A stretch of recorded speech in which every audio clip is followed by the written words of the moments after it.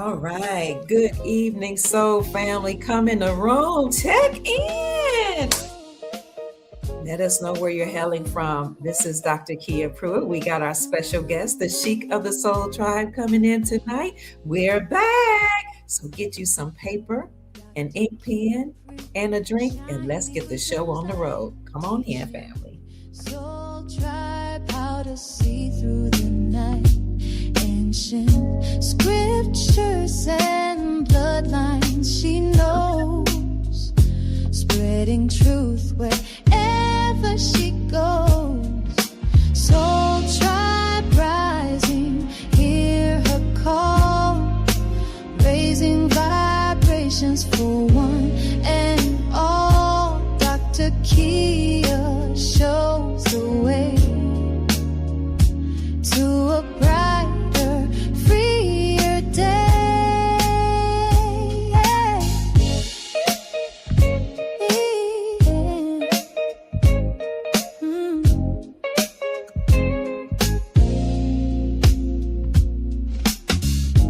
Through her channel, knowledge flows, breaking chains that hold us close, teaching paths to abundance and wealth, guiding others to free themselves. Soul Tribe rising, hear her call, raising vibrations for one and all. Dr. Kia shows the way to a brighter, freer day. From currencies to investments divine, she's helping her tribe to realign with wisdom, ancient and new, showing what we all can do.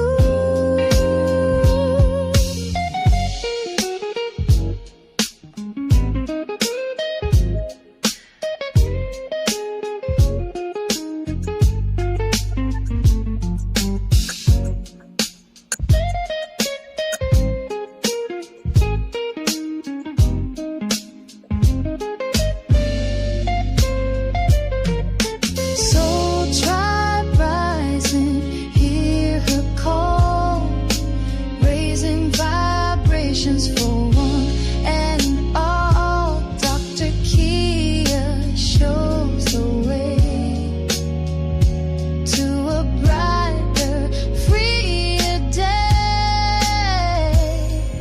Soul Tribe rising, hear her call. Sing it with me, family. Raising Vibrations for one and all.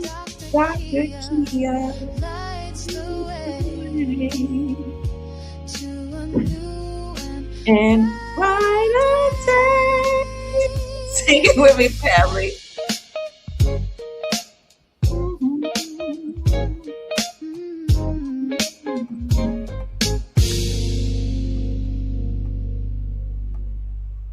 All right, so family, I saw somebody say beautiful music. I'm so happy that you all enjoy that intro song that was written by one of our Soul Tribe members by the name of Brother Kenneth. Brother Kenneth doesn't even want to come on. I keep telling him the Soul Tribe loves the song. The family would like to meet you. But he says, nope, I just did it for you and the Soul Tribe, and I don't need any glory. So come on in the room, family. Check in. We're back. If you heard us earlier today, I talked about how there's a flag flying at the post office, and it says prisoners of war missing in action. And below that, it says, you are not forgotten. Oh my goodness, such a beautiful, beautiful message. So I went live and I tried to speak earlier today to tell everybody what my thoughts were and how I had shared that with the grandchildren and asked what they thought it meant. But the first live I did, you just see the flag, but you cannot hear me speaking. So that's okay. It was just like a few minutes, maybe 1 or 2 minutes. And then I went live and Sheikh Jacob Bey came on with us impromptu because I just had to speak on this prisoner of war flag. I'm like, when I looked it up, it says that this flag has to be flown as of a law that was created in 2019. So I said, Sheikh Jacob Bey told us about this flag. And 2019, as of 2019, it had to be flown at federal buildings and it had to be flown including the post office, federal buildings, including the post office. This is the video I did right here, Prisoner of War, MIA. So I was like, why 2019? And I remembered that Sheikh Jacob Bey told us that 2019 was the end of 400 years. Between 1619 and 2019 was 400 years that the indigenous people here were prisoners of war to the United States Incorporated. But the end was 2019. Then they came up with COVID. Then they gave themselves 7 more years, which is 2026. And it just so happens that this year, right around this time, resurrection season, we hear that the government is completely insolvent, can't pay their debts. The Treasury Department, that's a part of the Republic, announced in a report that the United States government, also known as the United States Incorporated, is insolvent, can't pay their debts. 2026, 7 years after 2019. And so I thought, you know what? We have to talk about this some more because this is it. Sheikh Jacob Bey talked to us about this being it. He came on this evening and we said it got so good, but then he couldn't hear me. Some of the people couldn't hear me. We were just talking back and forth, and the Soul Tribe was like, this is great news. We got to come back. So here we are. I'm glad you all are joining us. Keep chiming in. I see 259 people in the chat. We can get 50 more in the room. We'll start. Yes, we're back. Sister Janine is in the chat. She is our moderator of the Soul Tribe. She says, we'll be living our best lives like it's golden. Living my life like it's golden, golden. Y'all know I got a song for everything. I was married to a musician. My husband, God rest his soul, was a musician. Okay. The United States Treasury Department, not the Department of Treasury. Thank you, Nana. The United States Treasury Department announced that the Federal Reserve government is insolvent. We are the original prisoners of war on this land. Thank you, Mindful. That's exactly what Sheikh Jacob Bey said. So this has to be significant. And he talked about more about that. So I'm just going to bring them in. I was trying to wait till we get to 300 people, but I'm just too excited. I'll see if I can find you another picture, prisoner of war flag at the post office. And we're going to bring him right on in because the people have been waiting for the sheep. Okay. This is something, family. What does this prisoner of war flag represent? I'll bring it up for you. I see Milton, Ohio here. Yes, 7 is symbolic of the year of Jubilee. All debts are forgiven. All right. Where we go one, we go all. Thank you, Brother Jeffrey Short. I'm happy you called us live too, Lisa, Sister Lisa. Yes, yes. All right, Sheik. I'm about to get Sheik up here, but I see him in the background walking away, probably getting him something to drink. Look at this prisoner. I see you, Sheik. Look, family. And we're going to bring the Sheik on. Look at this here. This is a close-up of the prisoner of war flag. You are not forgotten. Can you see that? Right there. Wow. Beautiful. All right. Without any further ado, I see you all. We're over 334 people in the chat. Thank you so much, family. We're going to bring on the Sheik of the Soul Tribe. He said he just gonna start talking today. Y'all know he got intel for days, or he has intel for days. Hey, somebody says, hey, Mama Kia. Greetings to you all. All right, that is the prisoner of war flag that's flying right now at the federal buildings. And here is our Sheik to go in and talk to us about what's going on. behind the scenes and in front of the scenes. Welcome with me, Sheik Jacob Bay. All right, Sheik. Hey, hey, hey, hey. I'm here. Sheik, look at Yeah. this. Hey, who did that? Musically Divine, She's on it. Prison of War MIA equals 77, which is 14, and the reverse of Boy, that these is people are 41. getting this. Oh, they're getting down. Oh my God. That's deep. That is. See? Each one teach one. Come on through here. She did And that. Sister Miss K says, I drove past the post office a few days ago and I noticed the flag. I was meaning to look it up. Thank you. You're welcome. Yeah. You're welcome. That's the prisoners of war. The original ones were the Powhatan tribe, the tribe of Pocahontas. Can you go into that story briefly, because some people may not have heard that story? Yeah, so the whole thing about colonists, what they did was, Disney always tried to make it look like Captain John Smith was the one who fell in love with Pocahontas, and that wasn't her real name. It was Matoaka, Matoaka. Okay. I guess she was the original AKA.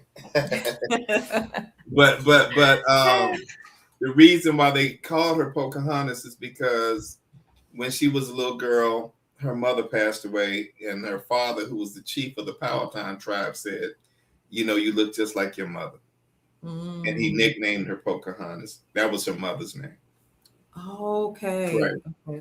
So anyway, 1617 was the year that the colonists came over they came over from Europe, and their mission was to kidnap the female child of the Powhatan tribe. Mm-hmm. Because the chief of the Powhatan tribe, he owned all that land that you now call the 13 colonies. Now, some people say that was part of the Algonquin or the Iroquois, Yes. but all of it was kind of intertwined. So that chief, he owned all that land, and they knew that, okay, well, we got to go kidnap that girl. So at the time, she was 14 years old. I believe she was actually married to someone in the tribe. Wow. At 14. So they kidnapped her, took over to Europe. Mm-hmm. Once they took over to Europe, they renamed her Rebecca. That's where you get that Becky from, right? Okay. So they renamed her Rebecca. John Rolfe, Rolfe, was the one who impregnated her. And they raped her, but he impregnated her. And once she had the baby, which was a little boy, they murdered her. Now, I don't know if they dumped her body in the ocean or what, but I don't know if you all remember. You remember when they had Queen Elizabeth always putting that black wreath of the unknown? No. It was a ritual every year. That black wreath was to represent the death of Pocahontas. Whoa. Right? Okay. In fact, there's a statue outside of St. George's Chapel where, Meghan Markle got married. And there was a statue of Pocahontas outside of that chapel. They know who the true indigenous people are and who the true heirs are to the world, right? Okay. So once they had that baby, his name was Thomas Rolfe. And that's where you get the whole Uncle Tom from. That's your Uncle Tom. Okay. So once they had that baby, which was in the year 1618, then they came back over to the Americas, back to that tribe, because they said, okay, now the baby would be the heir, right? Because we got rid of Pocahontas, Matoaka. Right. We got rid of her. So now it's Thomas who would be the heir. So now we got to go kill that chief of the Powhatan tribe. Now you're going back to what? The prisoner of war? Yes. The POW? That's the original POW. Wow. So they killed him in the year 1618. Okay. Let's Now, talk about it. yeah. Mm-hmm. So once they killed him, now the baby has the birthright to all that land that they end up calling the 13 colonies, right? Oh. And that's how they colonized. But see, King George III, he told this. Now, this is some years later.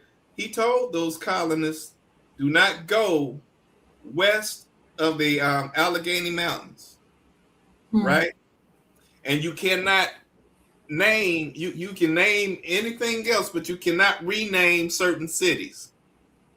And those Okay. cities were Cairo, Egypt, and Memphis.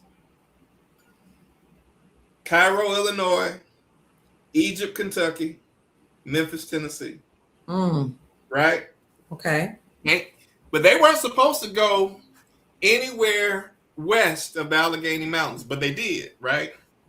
And when they did that, they called that the New Frontier. So anyway, Oh, okay. yeah. So Okay. they did that. So once they captured and killed the chief of the Powhatan tribe, that's 1618. The following year would be what? 1619. 19. And then you had the 400 years. Hmm. So in 1619, was there something monumental that happened to demark this being the beginning of the 400 years?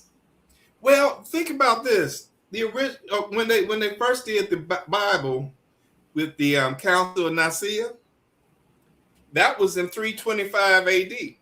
Okay. But guess what day that was? June the 19th. And that was your Wow. very first Juneteenth. Mm. Right. So, all of your Juneteenths, everything that's related to Juneteenth is based around our people. So when they first got with that damn Bible, let me not say that. When they got with that Bible, that was Juneteenth, 325 AD. Anybody can look it up. That was the Mm. first Juneteenth.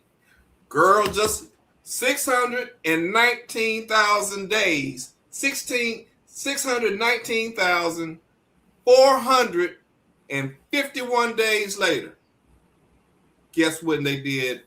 They passed they made Juneteenth a national holiday. 619. Mm. 400 years and 51 as an Area 51. They did that. And they made it a national holiday in the year 2021. We'll add up I 20 remember. plus 21. 41. 41. They did that. So what was this contract that happened in 1619? Was it like a verbal contract, a written contract? No, I don't know what made this happen the way it happened. Mm-hmm. But I told you, the other day that this started back in 1555. Okay. And in the year 1555, that's really when they first start messing our people up, right? And Mm-hmm. that's when they start. They took that 64 years to be able Mm-hmm. to make you forget your name, your nationality, your language, where you came from, separate you from your families, just bring you down to your lowest level, right? And then they could now Yes. conquer and divide. But it took 64 years. Well, guess what? Add 1555 plus 64, you got 1619. And you remember what I told you? Okay. Okay. Yes. And it was a so-called white supremacy ritual that they did, right?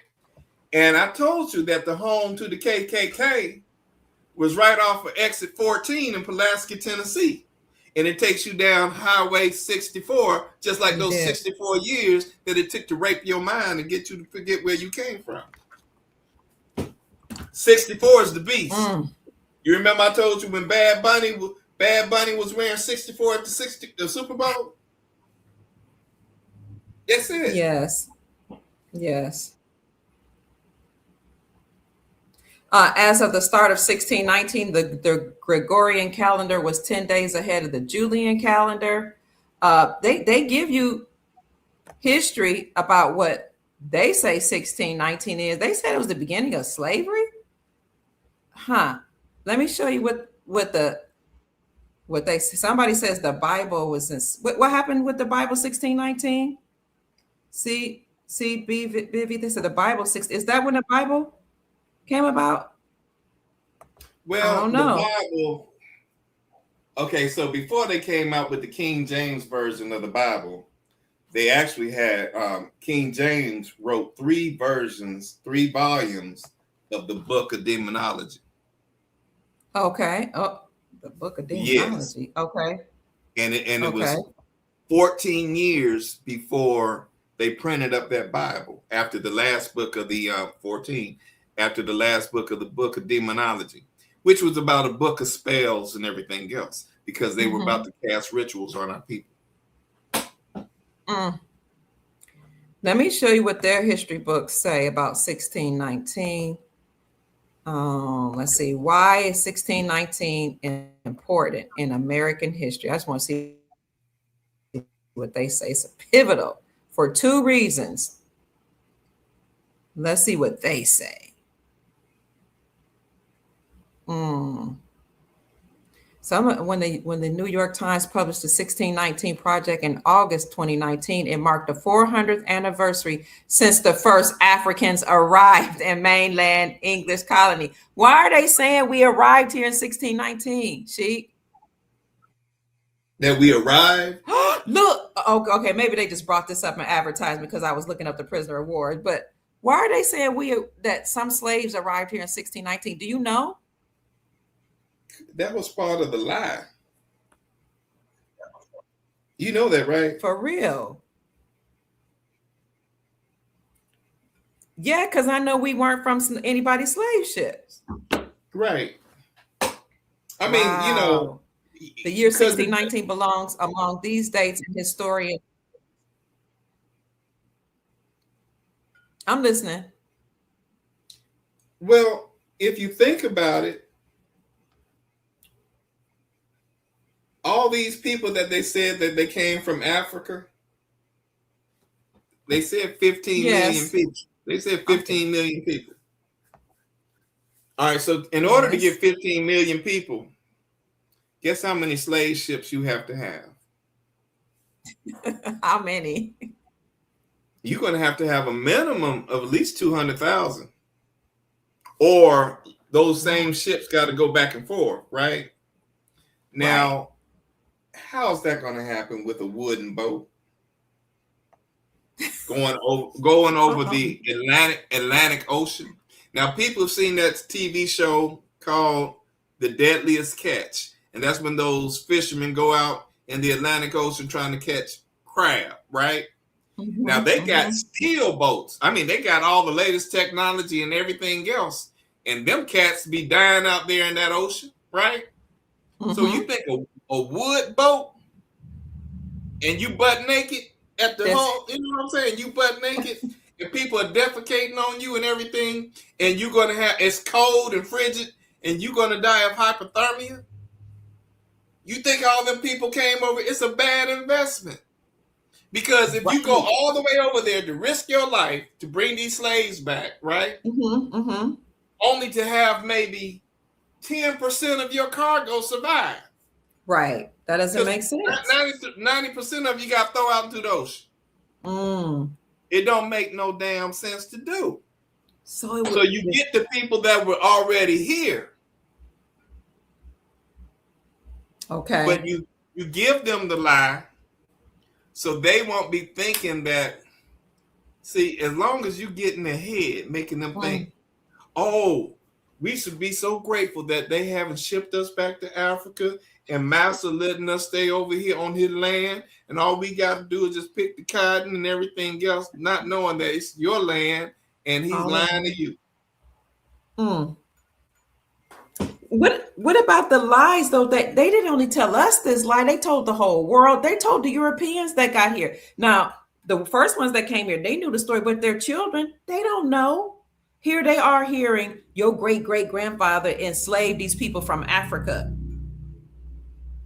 And some of these children, like the young children that I was teaching, they were literally traumatized. They were like, we don't, because they were made to feel guilty. They're like, we don't want to hear any of this. Because it was my job to teach slavery. And I was like, I will not do it. I said, I'll tell y'all what the books say. And then I want you to challenge the story. To you children classified as Black, do you believe this? Let's look up what the etymology of the word Black means. And then they were like, no, they were like, you mean to tell me we weren't slaves?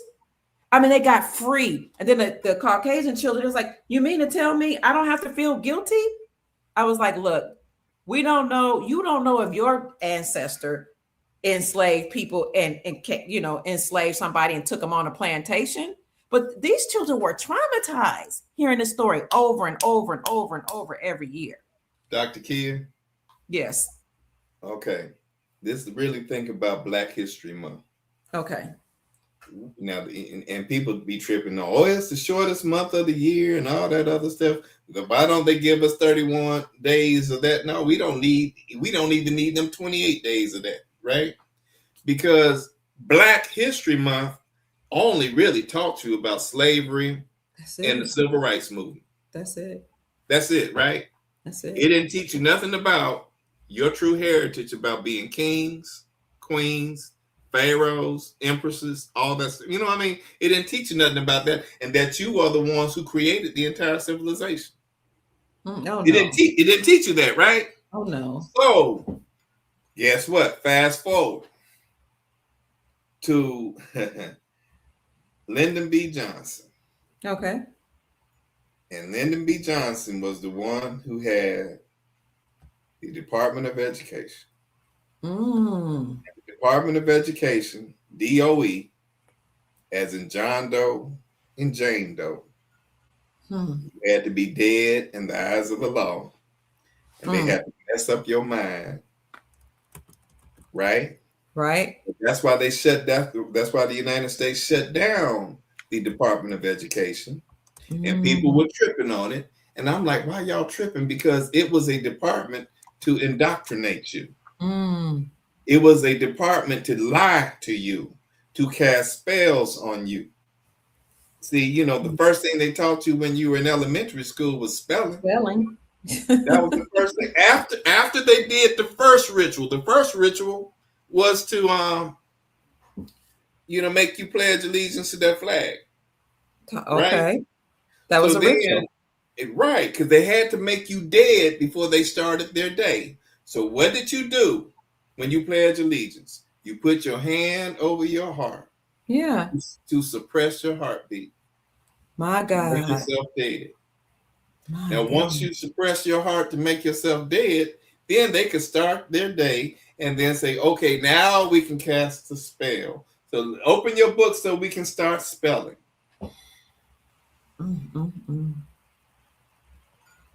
You get it? Yes.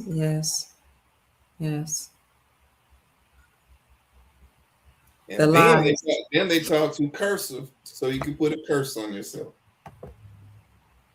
You remember now I told you they took 64 years to make you dead. You remember I told you everything that happened in the year 64 with them TV shows. The Monsters, the Addams Family, Bewitched. Right? All in 1 year? All in 1 year. And look, Gilligan's Island, because you were dead and lost at sea. Wow. The skipper too. I was just about to say The Millionaire and His Wife, The Movie Star, Professor and Mary Ann, Hero Gilligan's All. And then Lyndon B. Johnson, he died at the age of 64. That's the beast. 64 calories in beer. Everything I say, I can back it up. Oh my God. Yeah. 1619, they say the slaves came from the African slave ships. The first one arrived. And then 400 years was 2019. Now, why did they release? Go ahead, you gonna say something? No. I was Why trying to did they figure release the COVID in 2019? That was the end of their out 400 years. why did they do it in COVID? Why did they release COVID-19 in that year? Yes. That was the end of, like you said, that was the end of the 400 years. Were they trying to get rid of us? Or were they trying to unalive as many people as possible? No, No? no. They had to keep you asleep for 400 years. Okay. That's all it was. But They it had, had to be some type of depopulation agenda because they sure did get rid of a lot of people on the planet. yeah, it's something called collateral damage. But Oh. but you have to understand here's the basic principle of it all. If you eliminate us, you eliminate yourself because you need us for your survival. That's why they had those women being misdiagnosed with cervical cancer so they could remove the uterus out of the women, have those hysterectomies. That was so popular as I was growing up Exactly. And in the if you Black take community. and if you're able to take that uterus, then you can recreate because that's the DNA for their survival. Don't think those uteruses aren't in something whatever in the bunker somewhere because they got these underground cities for sure. Yeah. I've been seeing them. Mm. They got their whole families in these little trailers parked up underground somewhere where they're sleeping comfortably and everything. And they got grocery stores down there and they got everything they need down there so they can survive for 1,000 years. And they have the uteruses of our women so they can have what they need to survive. Because if you don't have any melanin, you don't live. I told you what's in that Starbucks coffee. Us. You told me. That's when I stopped drinking it. Melanin. And it does have a peculiar, distinct taste. It has to grow on you. It really does. But how do we know these things? I don't know. Mm. You know, these. Ooh, I don't want to say that. There's some people that are really despicable out here. Yeah. You know what I mean? Yeah. And like I said, they have to survive, and that's why you start hearing about a lot of those little black girls being kidnapped. Yeah. A lot of them, right? Mm-hmm. And you remember I told you like when that girl, that lady from the TV show All in the Family, and she started going overseas to Africa. I remember. About, oh, we got to save these babies. Please donate to save these babies, right? Sally Ann Struthers, I think her name Yeah, was. Sally Struthers. Sally Struthers. So what happened was once the African people said, "Oh, okay, well, y'all trying to help the population, right?" Mm-hmm. So because all you would see on TV were these little babies crying, and they had flies, swarming around their head, and they had these swollen bellies, right? Yeah, So I remember. they were like, we got to give these babies some medication or whatever. So the African people said, okay, well, I guess it's okay if you all bring your planes over here with supplies, medical supplies, water, clothes, right? Now that builds what? That builds trust, okay? Right? Right. Now once you're able to bring in supplies, now what they start doing was shooting them babies up with HIV. And then said now it's an HIV crisis, right? Mm-hmm. You remember that? I do. So that now we need more supplies, more planes. So then the next thing we did, I'm talking about in the Americas, once we built trust with the African people, then we were able to get weapons over into Africa. And that's how you were able to conquer the people over in the Congo and all that. I see. I heard this young man that's from Africa saying that there was a time period in his life, I think he's in his 30s or 40s, that Europeans would go to Africa, Nigeria specifically, but Africa, and the African people, Europeans would just give their children over to the Europeans so that they can have a better life in Europe. And he said, I grew up with, my European family. He said, I grew up with them for so long, by the time I would go home to visit Africa, I hated it. And so the guy who was interviewing him said, I can't imagine your family just selling you off to a European family to be educated and raised with people that you don't have your culture, don't look anything like. Now, lucky for him, he said he had a relatively good life, but he said actually it's very common and popular for people who say it in Africa. I don't know if it's true or not, but this is what he said. Say, I have to go to work, so I'm just going to ship off my kids to Europe. And I'm thinking, what in the world? You don't know what's happening to your babies. You just shipping them off. Correct. I'm the programming. Yeah. Even there and other places, they have boarding schools, even in America and Canada. But it was found out that Queen Elizabeth allegedly and her crew, her group of people, her administration or whatever, they would take the children from the boarding school and do things to them. The indigenous children from the boarding school and do child hunting parties, have them dress up in costumes and chase them around and allegedly grape them and eat them. But it was the indigenous children. Well, wait. Let's go back to prophecy. Okay.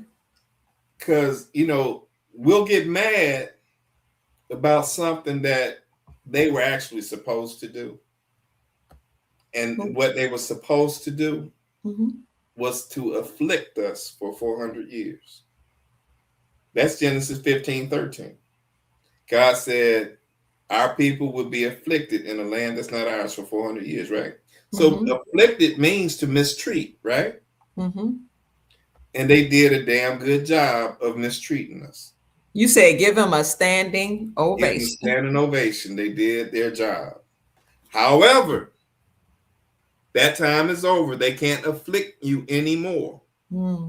It's done. They went overboard. Our trial period is completed. Okay. I got something to add to that.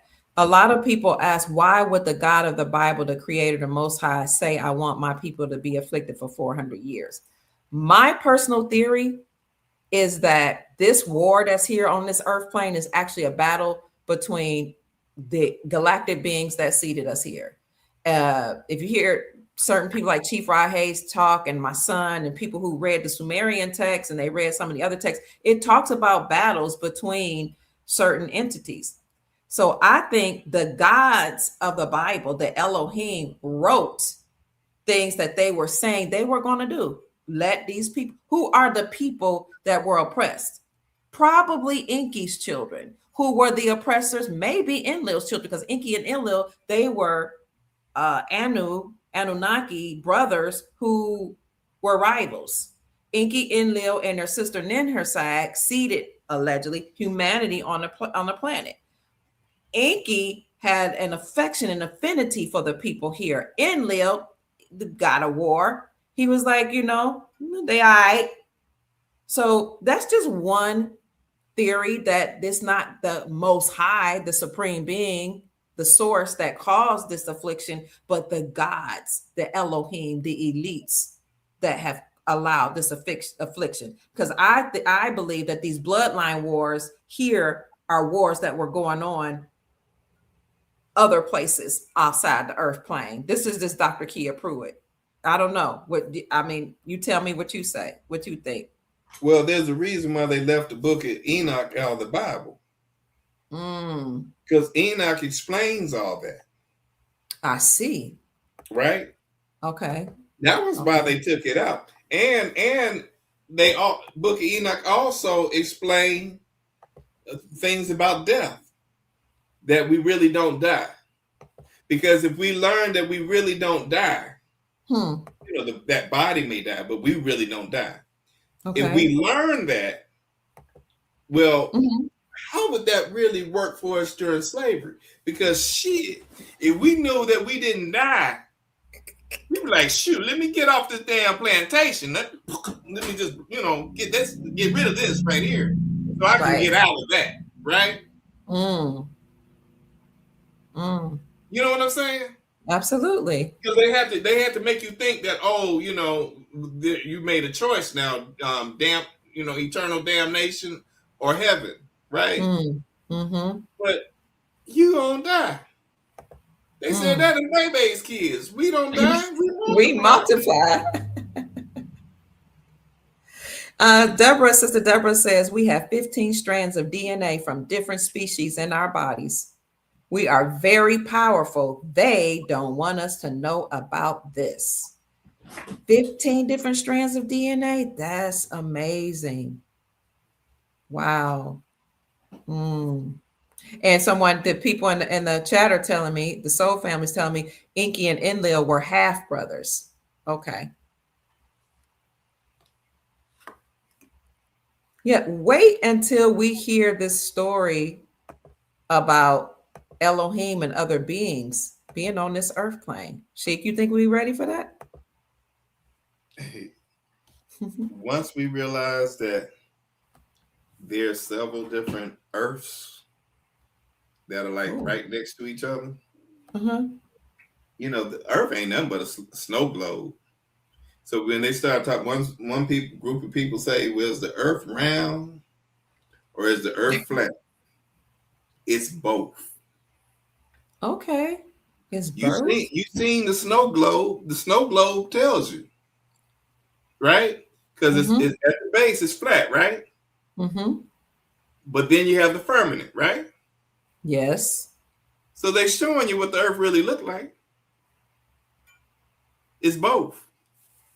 Could it be that they have a dome on top of the earth plane? That's what I'm talking about. Okay, okay. That's the firmament. And so the things that we see up in the sky, is that reflective of what's really down here? It's a lot of reflection going on. Mm. Mm. They say, shake, you right about that snow globe. Mm. Yeah, but they show you. They do. Put it right in your face. Yeah. That's why, that argument, oh, is the Earth flat? No, it's round. Whatever, it's both. Ooh wee. Somebody said, ooh wee. It's the Truman Show. Man, I tell you, thank you for that. Thank you, Inner World. It is the Truman Show. And Think about every time they do one of those rocket launches, right? Mm-hmm. You notice that it goes straight up and then it starts to curve. It does. Because it can never penetrate the firmament. That's why we never went to no damn moon. Mm. Mm. None of that made sense. Okay. That was a Hollywood set somewhere in Arizona or Nevada. Mm. You know what I'm saying? Mm. And they told him start bouncing around, look like his, start bouncing around, look like, we don't have any, what's that word? Gravity. Gravity. Operation Fishbowl. Never heard of Operation Fishbowl, Brother Jermaine. Sekhmet Fire Goddess, hello, welcome. It's good to see you. Says it's just like airplanes. What could she be referring to?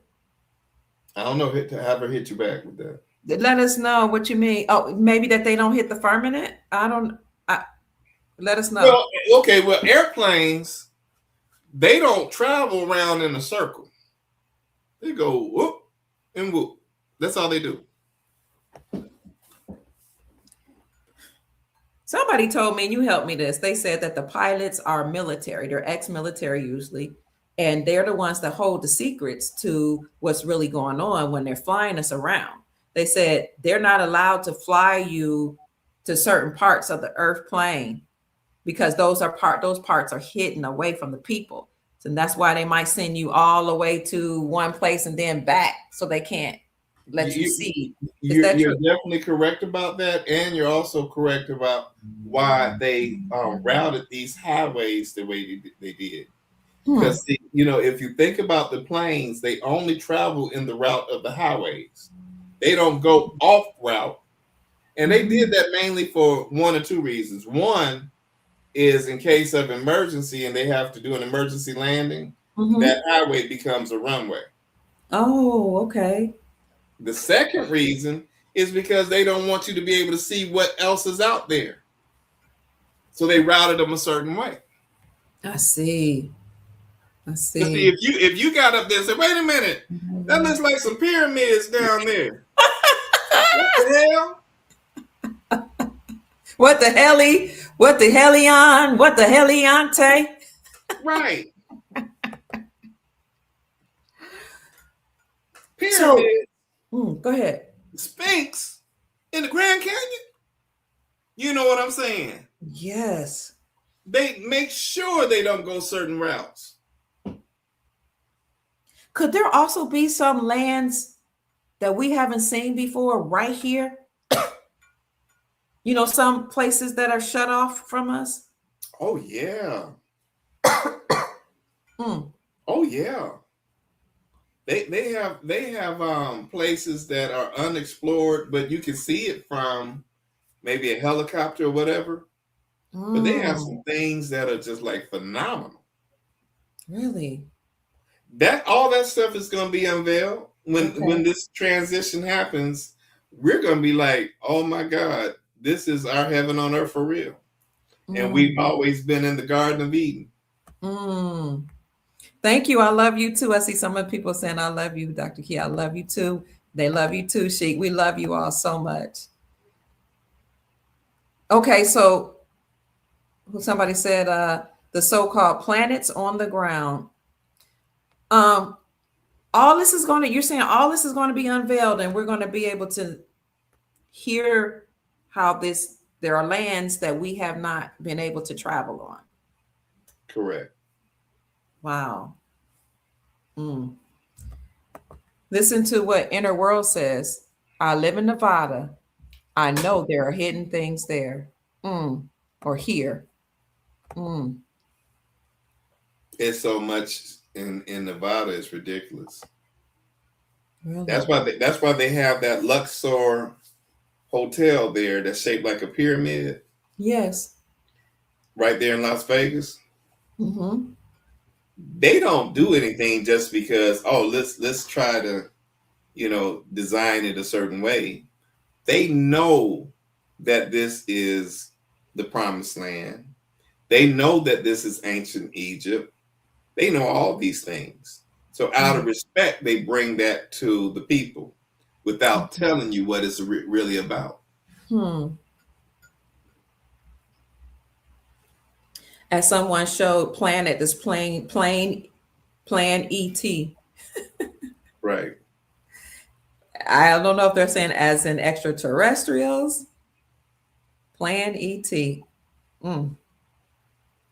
Yeah, I always said Plan ET. ET really meant Emmett Till, Mm.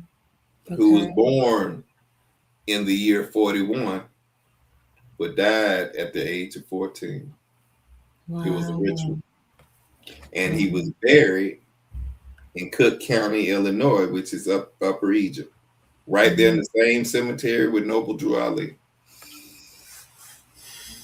What's And the story? that's where the land deeds are to all of the Americas. Cook County. AA 222141. What are you saying? Two, That's two. that's that's the land deeds that are in Cook County, Illinois, that's recorded in Cook County, Illinois. You can pull it up. Land deeds The to the land deeds American. of all the Americas are in Cook County, Illinois. AA 222141. AA 2221. I'm putting in the chat for the Soul Family. 41. Oh, I see the 1441. Did it come up? Oh, I was just putting it in the chat. Let me look it up. Oh, okay, okay. Hey, there you go. Two. You see the 141. There you go. I do. Transition. 141 means you're transitioning from white supremacy to our people. Okay, now what am I looking up? So do I put land Well, deeds or you just might put? actually see the land deeds. Okay, what By do I put? I'm just. Go ahead. I'm sorry. No, no, you talking. So many secrets. I agree. I forgot what number you said. You said A. I wrote it in the AA chat. 222-141. 222-141. It pops up. Let me see what they say. AI mode.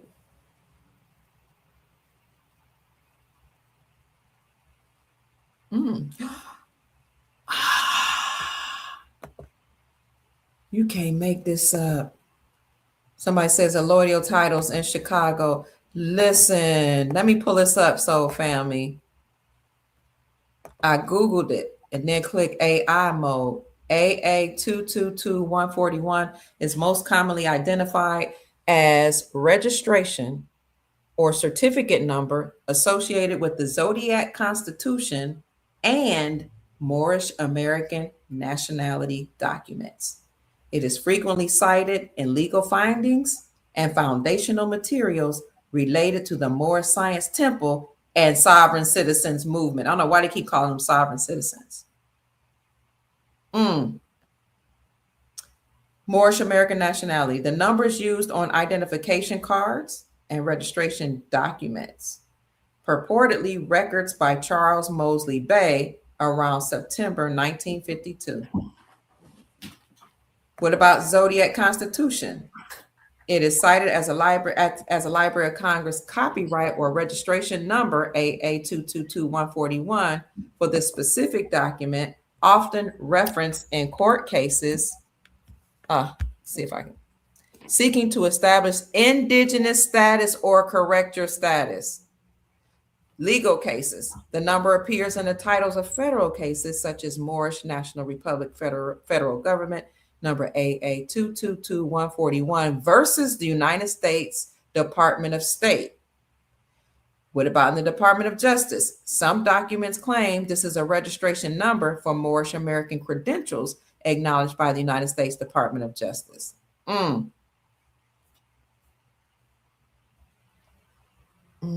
Registration or certificate number associated with. I wonder what the Zodiac Constitution have to do with us, but then it says and Moorish American nationality.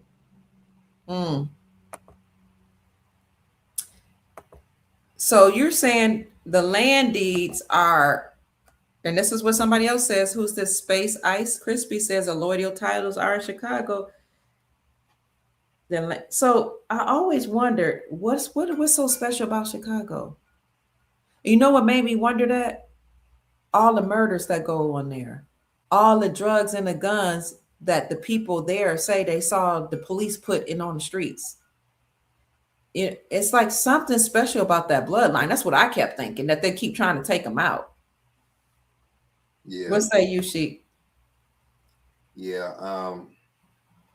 They're always going to keep trying to make our people believe that we're talking crazy. Yeah. That what we're talking about carries no weight. And that's part of the deception.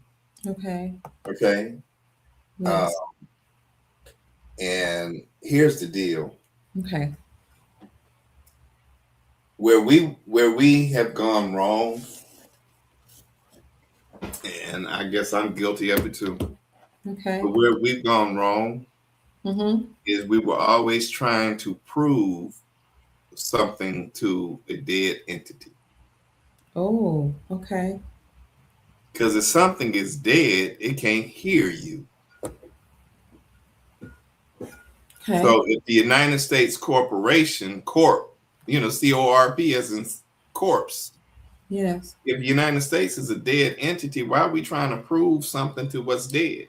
Now, the best thing to do is just live your life privately the best you can and just stay out of whatever they do. But, the more we try to prove ourselves to them, we find ourselves getting deeper and deeper and deeper in shit with them because it's more of them that have a dead system in place to keep you from being able to claim that you're living. Right? Yes. So here we are trying to rise when it wasn't our time to rise. Oh. Oh. Now they're taking down the government for us. Yeah. That's, Absolutely. that's Trump. He's bringing it all down, right? Mm-hmm. Without us even having to do anything. He's taking it down.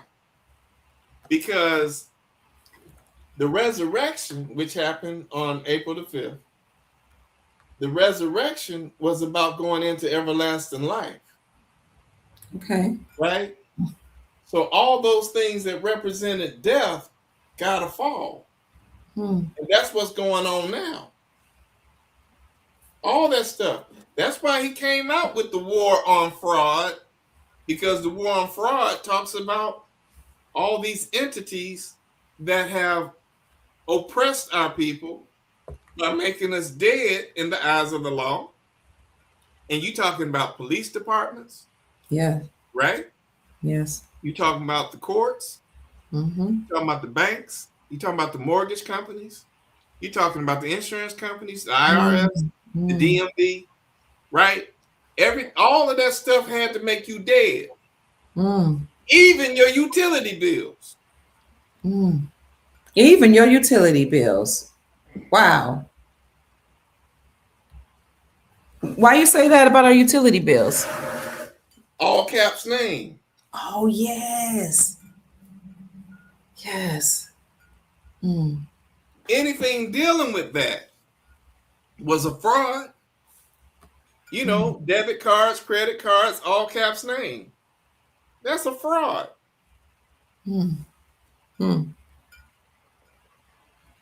But we got to get away from that. That's where we're at now. And that's where we are. Somebody wants you to know it's 8:41 here. Oh, that's a good number. Yeah, we can see the big picture now. We see what they've been doing. Okay, who is this? JD asked me. JD Griff says, ask Sheik about May 10th. I don't know what's supposed to happen May 10th. That's 30 days from tomorrow. Okay. You be on it. Let's see. Tomorrow's 41, y'all. 410. Everything in threes, which is 30 days from that day. That's May 10th. You know, May 1st is May Day. May Day is another name for a distress signal, as in SOS, right? Yes. But you also, it's another name for help. SOS means help, right? Yes. Let's break down the word help. H is 8, E is 5, so 8 and 5 is 13. L is 12. 13 and 12 is what? 25. P is 16. 25 and 16 is 41. Yeah, sometimes I'm pretty good at this. You pretty good. You great. They're saying the Big Mama is back on the land. May 10th is Mother's Day. Is Mother's Day? Okay. So that's more than likely what's happening, because we're going to a matriarchal society. Okay. Right? Yes. So more than likely, you're going to see more things leaning towards women now. That's why they've been bringing out Melania Trump more here lately. They have been. And pushing her ahead, because we're going towards women being in charge versus the man. Now, don't look at it as a bad thing, because women operate in peace, love, truth, freedom, and justice, right? So that's a wonderful thing. And y'all want your children to be safe from war. Right. You don't want you in that mess, right? So in order to do that, you need women to be able to say, hey, we're going to always have, we got to return back to nature. We got to return back to the land. We got to return back to what's good, right? We got, the FDA is already making sure that they get rid of all the chemicals in these foods. You notice how other countries have similar things, but they don't have all the chemicals that we have, right? I do. So they're already talking about we got to get rid of all these chemicals, right? Because it was those chemicals. See, we were in a period of death. The United States is dead, right? So anything relating to death, they had to put stuff in the food, stuff in the water. That's crazy. But we're no longer in that death period, so they already said it. We got to take the dyes out of the food. What is dye? Dye is death. Right? Yes, sir. We got to take all that stuff out of the food. Because we got to make people healthy again. We got to go back to life. When you say we're returning to the matriarch or women, I guess women being over government or something like that, because women are concerned about the planet and the children. Whenever decisions are made, we're going to wonder, does this affect the children? And like you said, does it affect nature? But what does that look like? Are you talking about like now women are going to be mayors, women are going to take more seats? You got several women mayors. The mayor of Philadelphia is a sister. The mayor of Washington D.C. is a sister. You got them all over, right? Okay. And you got the mayor of Memphis is a brother. The mayor of Chicago is a brother. And look, the governor of Baltimore, Moore. His name is Wes Moore. Right? Yes. They put it in your face now, and then like he's coming out like now he's being interviewed more and more. Right? He's being interviewed, and they just bringing him out to the forefront now. And Baltimore's area code, y'all, is 410. Then you're 41. 410. Yes. Wow. How do you think that the men are going to deal with things becoming more matriarchal or feminine with the energies, the feminine energies? Well, the people like the Moors know. Yeah, I've heard them say. They know that we need the women to step up. Okay. Now it's going to be some of your old school brothers who, your pimps and your gangsters and all that other stuff, right? They don't have a clue what's going on. That's going to be resistant. Okay. They're going to have to fall in line too. And they're going to have a rude awakening. But that's the only reason why they were pushing all those Tyler Perry movies. He was transdresser, a cross-dresser. Yeah. Madea, Big Mama. Yeah, Big Mama. That's why they were pushing it. Then you know that we're transitioning from a man to a woman. That makes sense. That's why he was the cross-dresser. We used to call my grandmother Medea or Medea, and then we shortened her children called her Medea or Madeir, and we just shortened and we called her Dear because Medea, Mother Dear, Mama, Big Mama, same thing. But never would have thought that's why they had Tyler Perry. And you said they speak in codes. The corporation is dead, so they have to do certain things to let us know what's happening. Y'all look at Martin Lawrence TV show, and you remember, look at his apartment number. His number's 42. Right, but right across the hall is 41. Shanae. Nay is 141. 141. Wow. I do remember seeing 42. And I was like, but it never really, you would just see it. You were like, oh, okay, they're showing that number. But it never resonated that it means they put it in your face. And hey, y'all, all this stuff I'm talking about right now is in my books. It's in my books. It's all in it. And it's a great story. Because I tie all this stuff together that way. I talk about the movies. I talk about the sports. I talk about all these rituals they've done. And I bring it all together.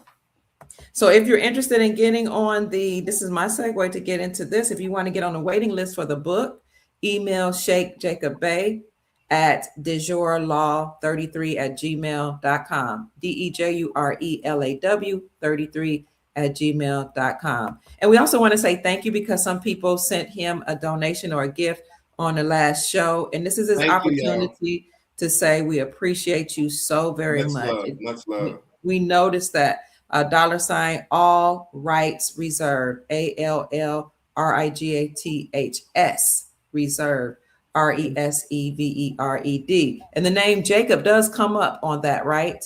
Yeah. Hey, can you show them the link to my I page? was I'm right there. I was just going there, my wonderful, dear. girl. You so wonderful. I am on it. I am on it. Thank you. Let me see where it is. Jacob Bey right here. So he has one video up, 36 subscribers. You see, I subscribed, Jacob. Okay, thank you. You're welcome.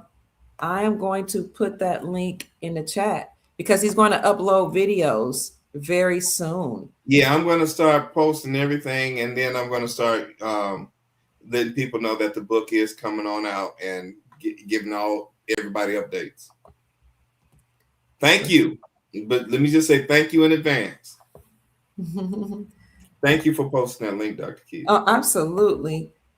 Somebody says Martin's mom was our mama's. I can't remember Martin's mom. It's finally happening. Yeah, things are finally happening. This is it. The government is over, is it not, Sheikh? That's it. Somebody saying gay. You know, so what we think, what I think half truths is happening is that the reason why you have a lot of feminine energy and a lot of people like cross dressers, transgender, a lot of what you're saying. I really think it might have been an overcorrection of all of the energy that was in the planet, and now we needed that feminine energy so much that people were tired of it. I really think that. And it was like, I'm tired of this war. I'm tired of this hatred. I'm tired of this. They call it toxic masculinity. I don't think masculinity is toxic. I think it was just the energy of the beings that were in power that established a side of patriarchy that was not normal. And so I really think that this cross-dressing and stuff was just my opinion, the energy's flooding the planet. So you guys tell me what you think about that in the chat. Let me show you. I'm gonna break it down the way I do. Okay. All they've been doing was letting you know that we're transitioning from men being in charge to women. Okay. That's why they call. Okay, now look.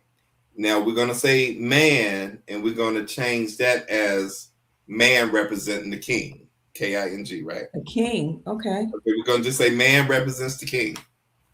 Woman represents the queen, right? Yes. Okay, now here we go. So they were talking about LGBT. Come on. L is 12, B is 2. So what is that? 14. 14. Well, I left out G, LGB. G is 7. So Okay. 14 and 7 is 21. Okay. And then you got T. T is 20. 21 and 20 is 41. Yes. So there's your king right there. 41. You're transitioning from a king to a queen. That's why they added LGBTQ. Get out of here. Get out of here.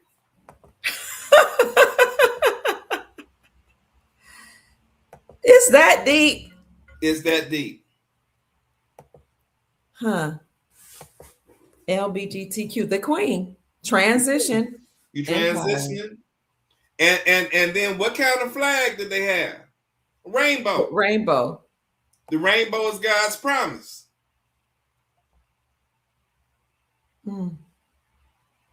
That's the covenant.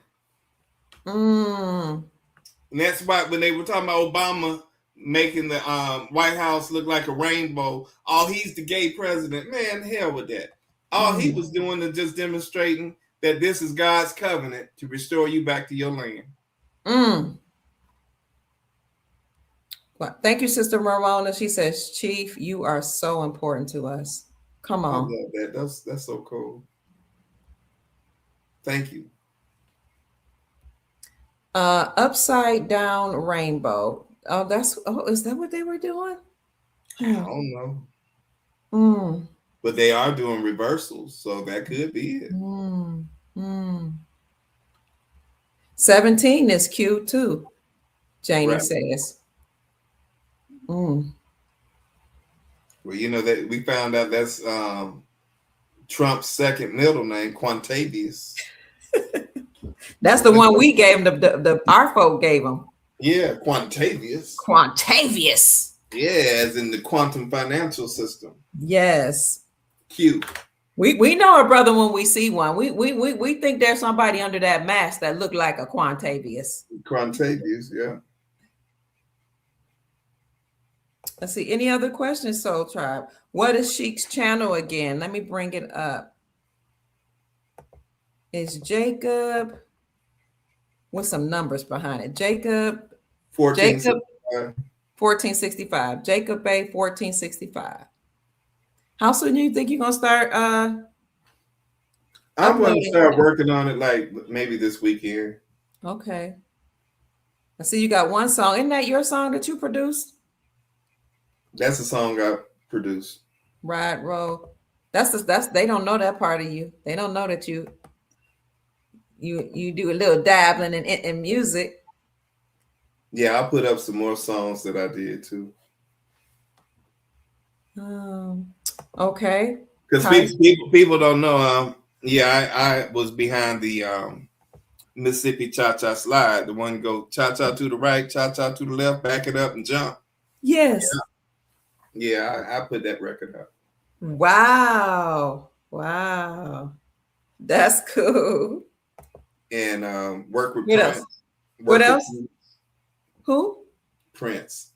You wrote for Prince? No, I worked with Prince. You worked with Prince. Yeah, on he did that song, Most Beautiful Girl in the World. Now, I came in on the tail end of that song when the company I was working with, they actually put it out there, and then I came in on the tail end doing marketing and promotion. That's awesome. That's pretty cool, Sheik. Yeah. Ty Speak says, I think the pot of gold represents the indigenous women's womb and the portal from to this world, the pot of gold. Okay. You're welcome. Sister Connie says, thank you to both of you. JD Griff comments, yeah, the patriarchy is nothing but a bunch of lightweight men that don't want to be in the inner enlightenment of the woman. Quantavious, we love us some Quantavious. I like watching Quantavious, Donald John Quantavious, because he says what he means and means what he says. And he'll say, I don't give a darn, but he'll say to DA, I don't give a bleep about being politically correct. Okay, Dr. Kia, you guys said the April 8th, everything will be over. Where do we stand now? April 8th was yesterday. Everything is over. How do you comment on that, Sheik? Well, people are really expecting to see an announcement, right?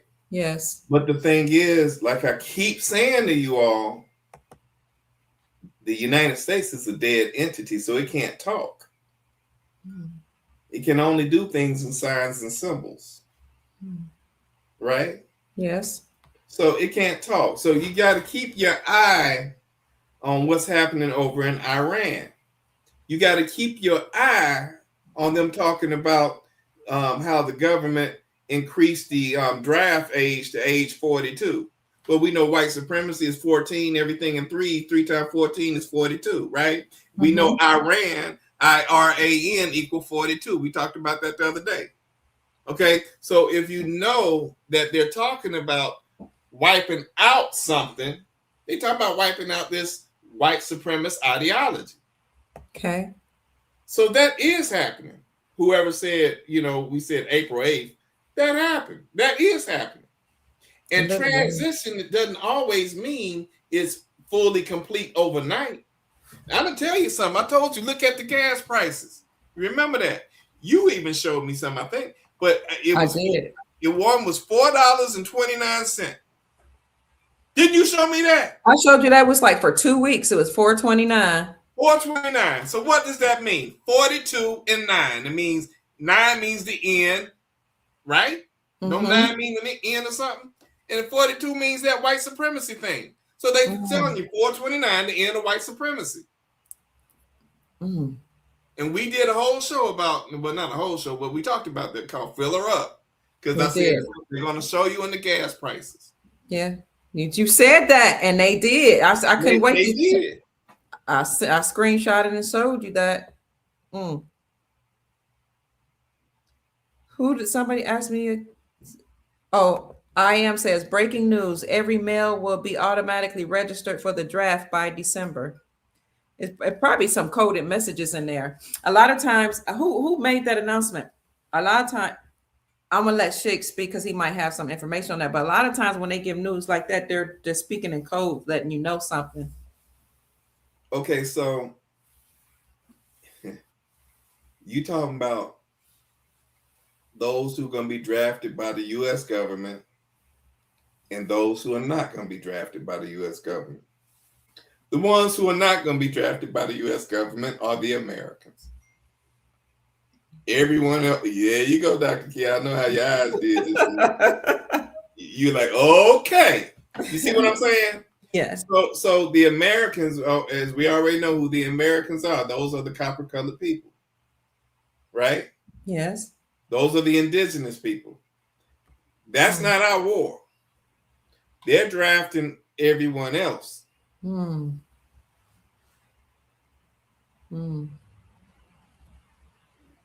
I appreciate that. That's where we are. Thank you, Sheik. So they're saying, yes, come on. Okay, let's see what else you got. You guys are talking about. You see, what's your opinion on what's going to happen April the 11th? In 2 days? Oh, 411? That's the 411. That's Mary J. Blige. That's what they were talking about earlier. Real love. What's the 411? We'll see. That's April 11th. Okay. And then you're going to have one last 41, which is April the 14th. It's going to be 414. Okay. It's going to be nice. Mr. Cut Cost wants to know, in your opinion, what's going to happen on? Oh, I got that one. No, there's another one. Oh, do we still have to pay our utility bills? Are we still obligated to pay our utility bills? Let me say this. A lot of places have already put a moratorium. Look at the word I just used. Moratorium. Meaning that the Moors don't have to pay. A moratorium, that's what that means. Okay. So a lot of the utility companies have already said that they're not going to be cutting off people's services. What's that mean? Cutting off their services? They're not going to be cutting off their services. Oh, if they can't pay, they're not going to cut them off? They're not going to cut them off. But I would at least call the utility company before you just decide to up and not pay. Yeah. And just ask a question. Is there a moratorium on the services? Is there a grace period or something like that? Because more than likely, most of them have already been given notice that you can no longer shut off people's utilities. But, they haven't announced it formally for most parts of the country, because if they did, everybody and their mom would just stop paying. Yeah. And they can't afford to do it that way. Thank you. Outside Looking In asks, Why must we keep our eyes on the Statue of Liberty? Well, if you pull up Kid Rock, can you Mm-hmm. pull that up? Okay. You remember just pull up Kid Rock and Southern White House. Pull all that. You say Kid Rock, Southern White House, and then maybe even Statue of Liberty. Okay. Let's see. Kid Rock. Southern what Southern, now? Southern White House. That's what I thought you said. Uh-huh. And Statue of Liberty. Statue of Liberty. Okay. And then see what comes up. Okay. I don't know which one of these articles to pull up, but I'm gonna show it to you. You go into images. Oh, let me go to images. Go to images. Ah. Ah. Thank you for over 1,000 people being in the chat, 1,070. Please hit the like button. I'd greatly appreciate it. Subscribe to the channel and share the video. Which one shall we pull up? Oh, here's one. Oh, here's a Yeah, pull up the one with the helicopter in front of it. right here. Here's one. Oh, here's one. Let me pull this one up. Can I see that one? Let me see. It's going to another page. 1 minute. It's pulling up something on Instagram. Come on already. Oh, I think that might be a video. Oh, you don't see it on your end. Hold on. Now, Kid Rock must be an entertainer. I don't know who he is. I remember his name. Yeah, he was always popular with early 2000s and stuff. I see this Southern White House. I see the Southern White House at the top. You see that? Yes. So what they're showing you is they're letting you remember I told you that Nashville is the new government. Yes. That's in Nashville, Tennessee, Dr. Key. Oh. And you see how they got the helicopter pointing at the doggone Statue of Liberty? You saw that just then? Oh, yes, I did. He was pointing like he's about to shoot it down. Well, you remember I said every time you see an HC, it means a reversal as in helicopter. Right. So they're letting you know that they're reversing the capital from Washington, D.C. to Nashville. What? And it says Southern White House. Wow.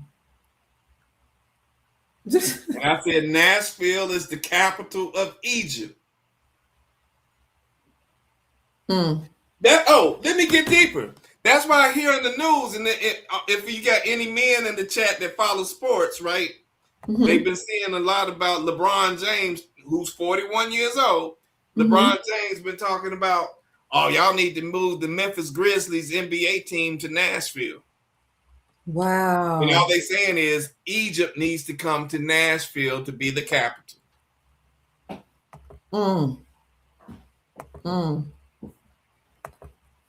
Okay, Bevy says, I heard that about the location change. And you said that too before. Oh, yeah, but that's what it is. He was now saluting it makes sense, doesn't it? Now it makes sense, though, doesn't it? Absolutely. Now, why was Kid Rock saluting the helicopter? It's just all part of the show. Okay. Yeah. Wow. See, if you think about the picture, the Statue of Liberty was still in front of a body of water, just like they have in New York. It was. Right? Yes. And he's saluting like, hey, I'm still part of the corporation. The military. Okay.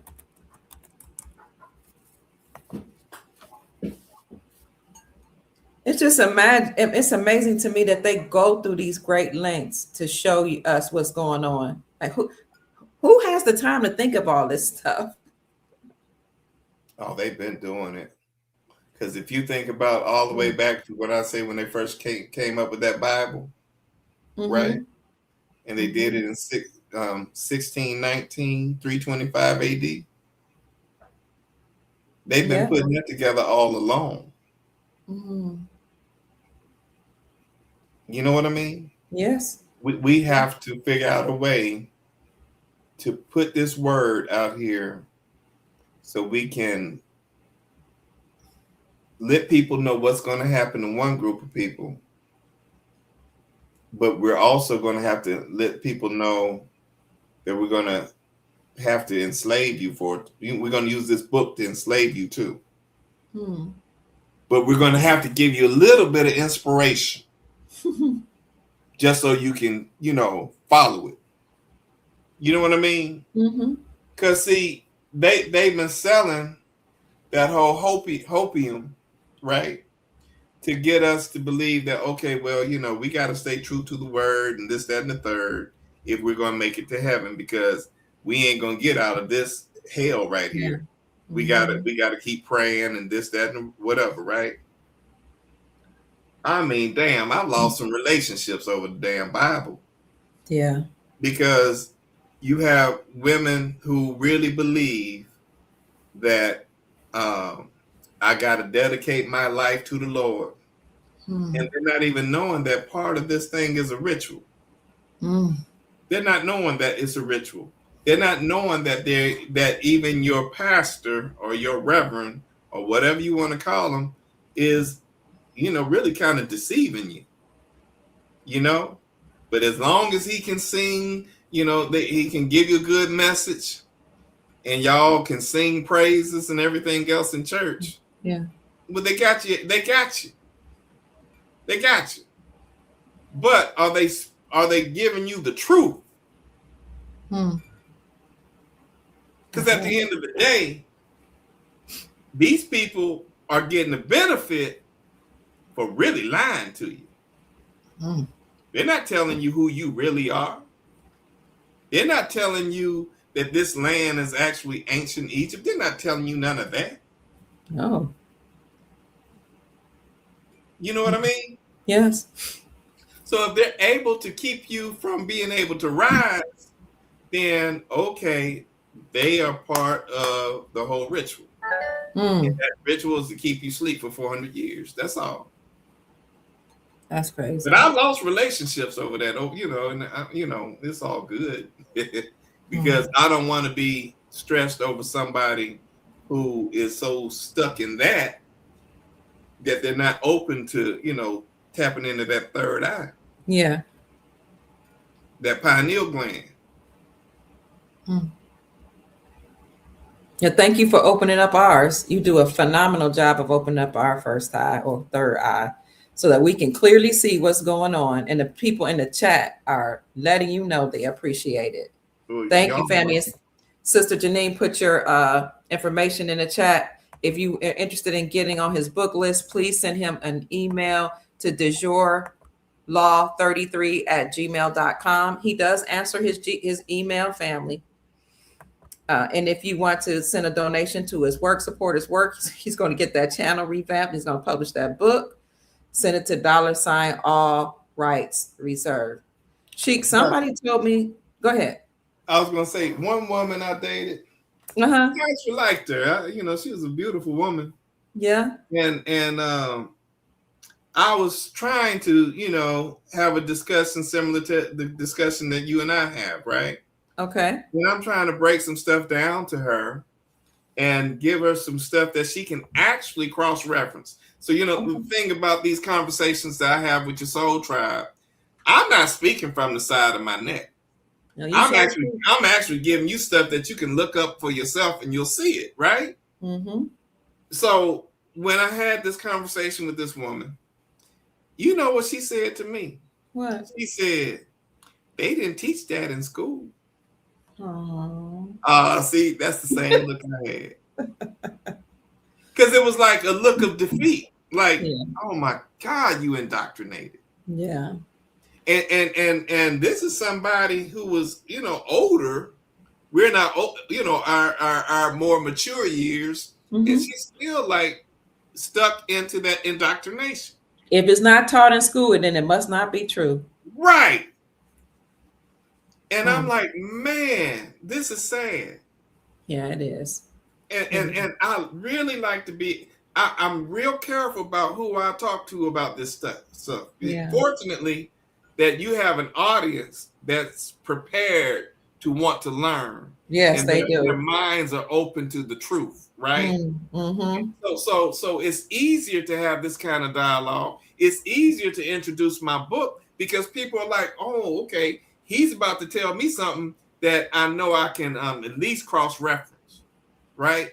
Right. And he can back it up with facts, right? Right. Right. That's awesome right there. But It when is. I'm dealing with somebody who is still like, here's another woman. It sounds like I've been dating a lot of women, but and I kind of do. But You what trying to get to the right one. You trying to make sure that what mine is right. But this one woman said, "Is this your news or is this CNN news?" Because if it wasn't CNN, I guess it wasn't real, huh? Right. Oh, bless her If heart. they didn't say that on TV, I don't want to hear it. Right. Oh. I'm like, Lord, have mercy. I gotta wipe my hands off of your ass too. Okay, excuse me. Couldn't be with that one, huh? Right. They saying it's so sad. Hey, Sheik, somebody told us to look at the U.S. debt clock. Can we take a look at it? Oh, please. Let's see. Because all that is what the United States owes the American people. That's all that is. What? Whoa.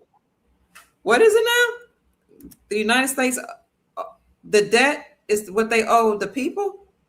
Yeah, you see how it's getting close to 41. Here it is, national debt, 39 trillion. Is that trillion? 997, I mean 97 billion, 947 million. Yes. But look, here's the secret window here. Recaptured ownership. On this side, on one side, it has the Fed, banking cartel, Ponzi scheme, the US dollar, bank and loan sharks. What is it? Fractional reserve and credit. But on this side over here, it says sovereign wealth reserve. And you see gold.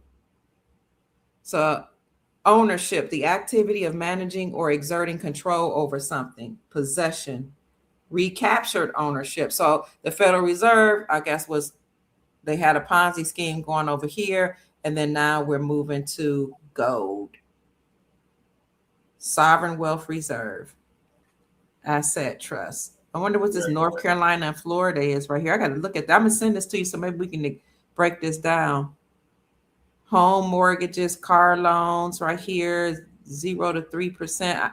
Business loans, credit cards. I got to look this up. All right, family. Thank you for showing me that. But yes, that debt clock right here is very telling, and we know they're insolvent. They cannot pay their debts. I read that if they can't pay their debts, then that means that all this government funding that's been happening is going to shut down.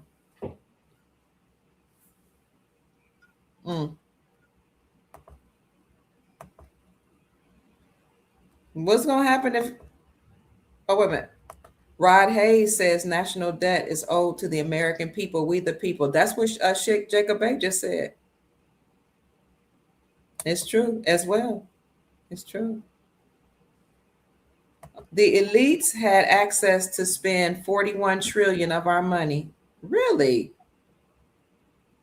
Okay. It's so amazing how your soul tribe is starting to pick up on these. They are. We're starting to see through this bull. You see what I'm saying? Yes, sir. And you think, okay, y'all think I've been giving y'all some jewels. I'm telling you, my books are like 100 times deeper than anything I've ever said. And I'm really connecting all the dots to answer everything you ever thought about in your life and didn't know. And I appreciate it. I'm looking forward to it. I remember you telling me about the book. You've been writing it through the years. But I started it. I started it because, when COVID began, 2019, because I knew it was the end of the 400 years, and I said, okay, it's time to write it. Now, was I commissioned to write it by a higher spirit? I don't know, but something gave that to me, and I just started writing it. Wow. And I'm not going to be sitting on this like, okay, when is he coming out with it? No, it takes some money to, really print up what I got to print up, because if y'all saw everything in my emails, oh my God, I have thousands of emails from you all wanting that book. And some people said, one man said, I want 6 books of each volume. And I have 5 volumes. That's 30 books. Wow. Wow. And one lady said, I want 6 books of volume 1. I'm like, this is amazing. and I got several of those kind of requests. Because they believe that they want to make sure that their children and children's children have these books. Because it's like, we want to make sure that we don't ever fall back into this trap. Absolutely. Who's that? Grady says, Dr. Key, at the top of your screen says 41. Does it? I don't see it. But that's awesome. Since it does, I don't want to say, wow. I can sense his authenticity through the screen. Oh, Sister Cynthia, that's so kind. Thank you, Cynthia. Wow. So we started off talking about that prisoner of war flag that's hanging up at the post office. What's significant to the post? What is the significance of the post office? Why is it hanging at the post office? Because the post office is the highest court. Okay. That's the highest court on the land. You think about it. Think about the currency, right? Yes. And your currency you got the $1 bill with George Washington. You got the, there's a $2 bill, and then you got the $5 bill with Lincoln. You got a $10 bill, and you got a $20 bill with Andrew Jackson, and $50 bill. But the highest currency is the $100 bill. So all the rest of them got presidents on it, but the $100 bill, which is the highest currency, has the Postmaster General on there, and that's Benjamin Franklin.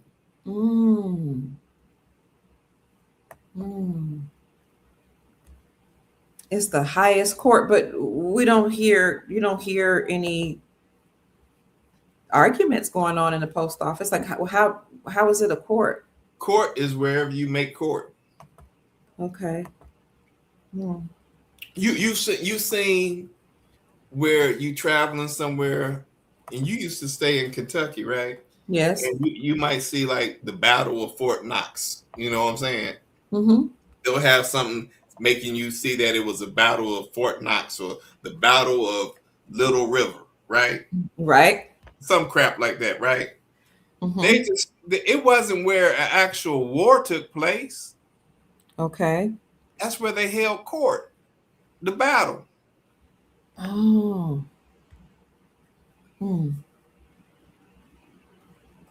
Okay. That's where they held court. See, we've been thinking that, they actually shot some folk down. No, that's where they held court. Okay. They're like, yes. 6 is family. Did we say something about the number 6? I can't remember if we said something about the number 6. Okay, and we already talked about how Sheik is looking for a best friend. He can be mine. Sister Lisa said you can be her best friend. Hey, Lisa. Hey, Lisa, check this out. I got to give you this one. I'm going to do my numerology. L is 12. I is 9. 12 and 9 is what? 21. S is 19. 21 and 19 is 40. A is 1. 41. There you go, baby. Okay, then. I can dig it. Anybody? You remember when Michael Jackson got married to Lisa Marie Presley? Yes. Right? Now, this is in my book, y'all. Okay. Do her initials, LMP.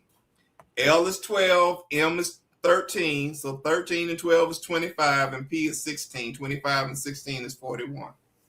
and her name is Lisa. Wow. Lisa is 41. Mm. It was a ritual.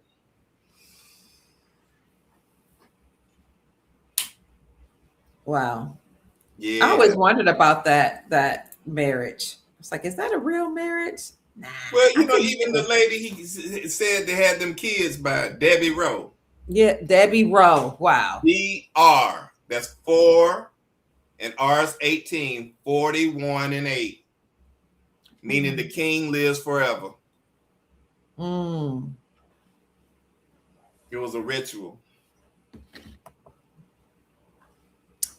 Okay.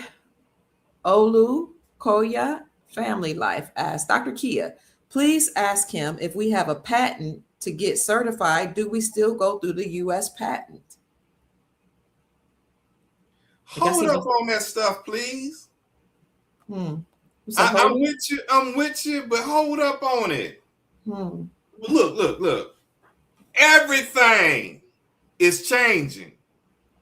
Y'all need to just hold on. And then when I say hold on, just a few more weeks. And I'm not saying like, I thought y'all said it's happening now. No, there's still some things that they're taking out.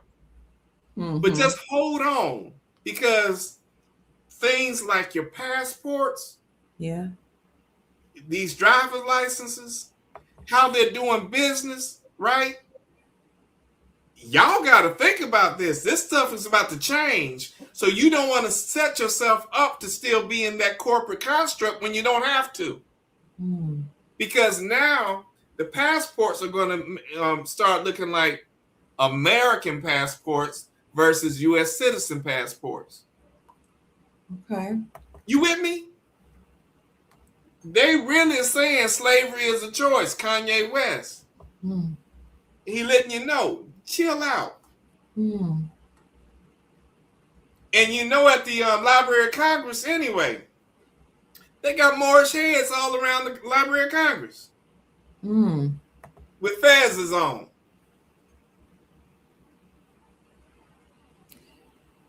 Speaking of now, the Moors with the fezzes. It seems like the Moors are back in control. Are these the same people that colonized us, or are we saying we're in Moors? I'm just asking. You got dirty Moors and you got good Moors. The dirty Okay. Moors were the ones that had to keep you asleep. Mm. We talked about a little earlier, when we did your live earlier. Yes. We went into that. And I'm not mad at them because they had a job to do. I'm telling you, it's all about, let's not get caught up into what they did, because they had to do it. They had to keep you asleep for 400 years. They had to do it because prophecy must be fulfilled. We couldn't get around that if we wanted to. Okay? But that prophecy has been fulfilled and they can't do what they did to you anymore. That's over with. Mm. Okay. I can dig it. We can dig it. We can dig it. Brother Tony Hood. Go We ahead. can dig it. What'd you say? I said, I can dig it. I ain't gonna do that no more. Brother Tony Hood, it's good to see you. He asked Sheik, have you heard of Russell J. Gould? No. Right. Hmm. Oh, this is Denise says the courthouse is the highest court and the highest bank. No, she must be talking about the post office. I mean, poor, right. Thank you. You getting sleepy? I am. All right, you need to start shutting it down. I appreciate everybody. Levitate says appreciate it. We appreciate you. A few years ago, the debt clock used to show the real value of precious metals. I remember that. They edited that part out when melanated people got hip to it. Well, the deal is our people are the credit. Come on through here. So the coppers, that's the credit. Okay. That's why they had to remove that penny out of the United States government, because the penny represented our credit. And that credit does not belong to a debt-based system, which is the United States government. That's why they had to remove it. You with me? Mm-hmm. We're the When credit. when you say we are the credit, what does that mean? Because I've heard Chief. I am getting sleepy. I Let me heard go. Chief. Let me do it like this. Let me do it like Okay. this. Because I simplify things. Thank you. Okay, so when you were a little kid, you had a little piggy bank.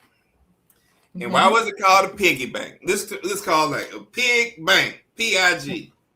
People in government. That's what pig mean. People in government.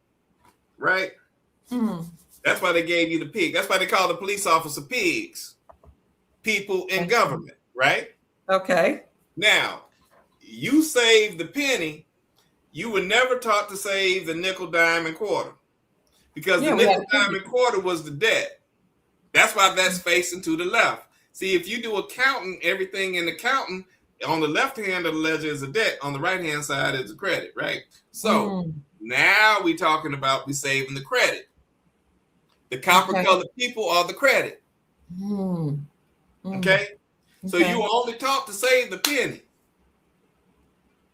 Because that's the credit. Now they're removing that out of the government. They did already. Because the government can no longer take the copper-colored people's credit. That's deep, man. What were they doing with our credit, the government? That's okay. That's why you were paying utility bills twice. Because you were already, they were already taking it out of your exemption account, right? With that birth certificate. But then they had you paying it again out of your labor. With the fiat. They did. Right? Yes. That was the trick. But they did that to everybody. They didn't just do that to the copper. They put everybody in slavery in 1871. And that's what I think people don't realize when they say slavery was over with the Emancipation Proclamation. It was not over. It was expanded. It was expanded. It was called involuntary servitude. Maybe voluntary servitude. Think about it. Because if you sign for something, then you volunteered to be in it, right? Yeah. So I need you all to come out here and turn on my electricity or my water. Oh, I'll sign this, even though I know that it's supposed to be free. You know what I'm saying? Well, you said it's supposed to be free, and our sister Crystal asked, well, do we get that money back? Because we paid these people. They got paid twice out of our trust, and we literally handed them over fiat. Are we getting that money back? You're not going to have to be paying that stuff no more. And when you have access to your trust, yes, I would venture to say you are going to get it back through us having access to our trust. But Sheik is the expert in that area. Oh, I'm not an expert in that. Okay. I'm just telling y'all what makes sense to me, because what makes sense to me is if you're not in a debt-based system. Remember now, Revelations 2:1, God said there'll be a new heaven, new earth, and no more sea, right? Yes. So if there's no more sea, then we're no longer dead and lost at sea. We got to go back to the land. The land are your resources, what belongs to you. So if the water belongs to you, and the electricity belongs to you, and the gas belongs to you, they can't charge you for what's yours. As you hear, go ahead. No, I'm sorry, go ahead. As I hear you saying that, this is good news for everybody, because they can't charge us on our land. We are the copper-colored races discovered here by Christopher Columbus. We are the 1828 Webster's definition of American. Since they can't charge us on our land, nobody will be charged on our land. Correct. Hold up. No, wait a minute now. Uh-oh. I got to make sure I put this on the record. Okay. So what really is happening, those who come over here the correct way with that $5 million Trump card, right? They do have to still pay the American people, because they got to pay our people a tribute for being over here. A tribute is taxes. Okay? So they still have to do certain things just to be here. It's not going to cost the American people anything. I see. Okay. The American but people. Those who are visiting or wanting to stay here, they still got to play by the rules of the American people. Well, it makes sense because, I mean, even when I think about Donald Trump, he was saying we weren't, when people were importing things into our country, they didn't have a tax. Now they got to pay tax. And so it makes sense that you have all these people here accessing our trust, getting access to our resources, living their best life, living the American dream, but they weren't paying us anything that I know of. Well, but they will say I was a United States taxpayer. I have heard them say, but I paid my taxes. But they didn't pay it to us. I don't care nothing about that. They paid it to the government. The government is not us. I can dig it. Yes, sir. You're right. That's not us.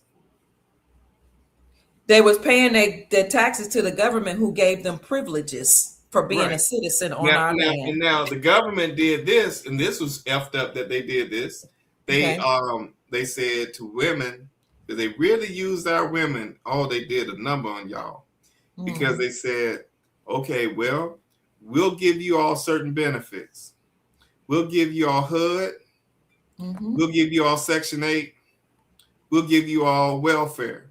We'll even give you food stamps, right? But you better not have a man living at your house. Yeah. Right? That means you can't have a father around these children. Right? That's what it was, right? Right. That was the whole thing about the movie Claudine. With, I remember that. Diane Carroll and James Earl Jones. I remember sneaking and watching my mom watch that movie. Right. So that was what that was telling you about, how they used the women. Because they also knew, when I say they, the government, they also knew that we're going to put the court system in favor of these women to help keep the families divided. You see what I'm saying? That's why men are like saying they don't want to get married now because the women are going to court and taking all this stuff. Yeah, that and for these brothers that keep falling for this trap, because it's a trap. We gotta realize what the system is designed to do to us, because it's not designed to promote families. It's designed to tear the families apart. Yeah. Right? And to have you in forever servitude, because now they can further impose their laws on you by holding you in contempt if you don't pay that child support, or if you don't do what we say do. If you don't sign this contract called a birth certificate. You see what I'm saying? Because the birth certificate gives ownership to the government of those children. And like you said, and your brother Chief Max said, that's why you create those trusts to put your children in the trust, and then the government can't control your children. And that makes sense. It does. I used to ask the question, but what about the fact, what do you say to the woman if she was in an abusive marriage, or she her husband died, or she fell on hard times and she needed government money, she needed Section 8, she needed welfare, she needed food stamps, and I used to say, well, she has to go to the government. But then I thought about that a little harder and a little longer, and I said, what would we do if there was no government? Either you stay and you work that marriage out, or you go take your tail back home to your family, and your family would help you, not the government. But what do you say to that, Sheik? Okay, so the whole thing got away from family. Yeah. Okay. Because it became so designed from birth. From birth, you had to go to kindergarten. From kindergarten, you had to go to elementary school. Then you had to go all the way up through high school. This was what you were taught to do. Yeah. And then for some of us went to college. And then we were taught to, find you a good man, get married, right? Because all they wanted to do was promote contracts. Whoa. Think about it. Okay. Birth certificate contract, marriage certificate contract, DMV contract. Driver's license. Yes. Mortgages. Come on, contracts. So the more contracts that you got yourself into, right, then the more problems you're going to have to get corrected. Wow. College contract, student loan contract. You know what I'm saying? You're deeper into the matrix. My Lord. So by the time you say, well, shit, I need my family, you're so deep in that matrix shit. Right? And you need the government to bail you out. And you can't have no man around, and your children can't have no man around. But they made sure they built enough prisons because they knew that one of those children are going to fall out of line. And when they fall out of line, we're going to put them in that institution, right? Oh my and we're God. going to know that we're going to put them in there with some rapists and all this other stuff, right? Because they want some little boys. You get it? And those boys are ruined for life. Now, you heard them say it's 1 out of every 4 black men are in prison. Yeah. What's that? 14. And they start in the 4th grade too, where they say usually by the time they're in 4th grade, they already got them on a trajectory to go to prison. Messed up. So it takes both the men and the women. It does.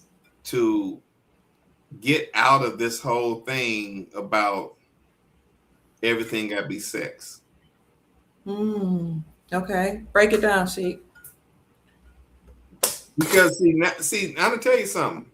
The men aren't looking at the women to build a future with, because y'all have unfortunately presented yourselves in a way that doesn't promote a future. You promote now. Yeah. I'm telling you what that means. And it's not a dig to all the women on here because I'm not trying to go there. I'm just showing you some real facts. Okay. Because what it is, think about it. Okay. When these women walk around and they go to the grocery stores or to the gas stations, wherever they're going, and they got their little leggings on that show the booty cheeks, and you can see that they don't have no panties on, and then they got their breasts all the way out. Well, you're promoting now. You ain't promoting no marriage material. Help us, Lord. You promoting right here, right now, in this moment, right? Now, if I deal with the right here, right now, guess what I'm going to do? Try to have sex with the right here, right now. Now, right here, right now makes what? A baby out of right here, right now that ain't born from love, because it's born from right here, right now. You get what I'm saying? I do. So if it's born from right here, right now, ain't nothing going to happen for that baby, because it don't have a chance. You need balance when you have a child. You do. Until the women catch on. Look, let me present myself like a woman, not a sexual thing, right? So I can have a man with quality and substance and make him respect me. Right? Then you have to have these brothers step their game up. If they don't have to step their game up, why do they need to step their game up? They be like, hey, bitch, come over here and let me talk to you. And now we calling ourselves. She gonna respond to it. Now women are calling themselves, but it's the music, Sheik. It's the music. But they did that on purpose too. And the entertainment. Yeah. They didn't want the artist to have a message. Right. Sister Mary said, cook, Sheik. The pot has flavor. Keep cooking. And as a woman, I was trained a certain way. I was born in 1968, and I grew up, with a very strict mom, strict grandma, strict community. So I didn't do some of the things I saw my friends do, but I saw a lot happen. But it wasn't really until I grew up and had sons that I understood the ramifications of what we call sanctification and holiness, or when I was in the Nation of Islam, being modest. My mother, there was no other way than to be modest. I don't have, I'm not to talk about any certain things, but I grew up, you couldn't put tattoos on your body. You couldn't express, you couldn't show your breasts. We weren't even allowed to wear makeup and jewelry because it brought attention to yourself. But once I had my sons, by the time they were teenagers and I raised them a certain way, and I saw how women was throwing themselves at them and calling them names because they were squares and you always around your family. And, my sons were ready to date. They were like, no, you don't own a car. My son was like, I'm in college. I'm not trying to go to be in a car. I'm trying to get my economics degree, which he has today. That's when I started seeing, wow, our women have really gone another way.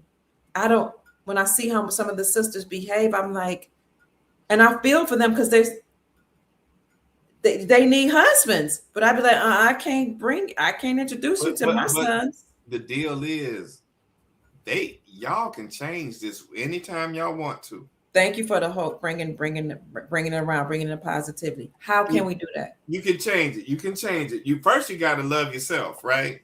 Okay. That's the first thing. You got to love yourself. Then you got to say, okay, maybe I need to start changing what I wear.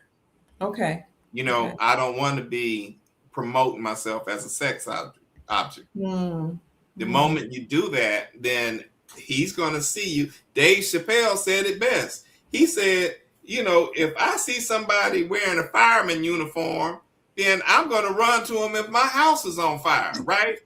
So if you out here dressed like a hoe, then I'm going to run to you for what I need out of you.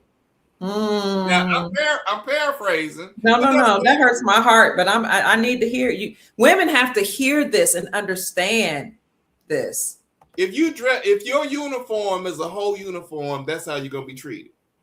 Okay. But the ladies, some of the ladies are like, well, I should be able to wear what I wanted. I should be free, and you should not. You should know how to control yourself as a man. Don't look. Look, let me tell you something. You think about the days of Martin Luther King and Malcolm X, right? Yes. Think about their age now. You remember they were young men when they got assassinated. Yeah. Right? Those brothers were in their 30s. But guess how they were dressed? How? They had on suits and ties. They did. Right? They did. Right? Yes. And they presented themselves in a way. You know why? Because the women presented themselves in a way. They dressed with class and not with ass.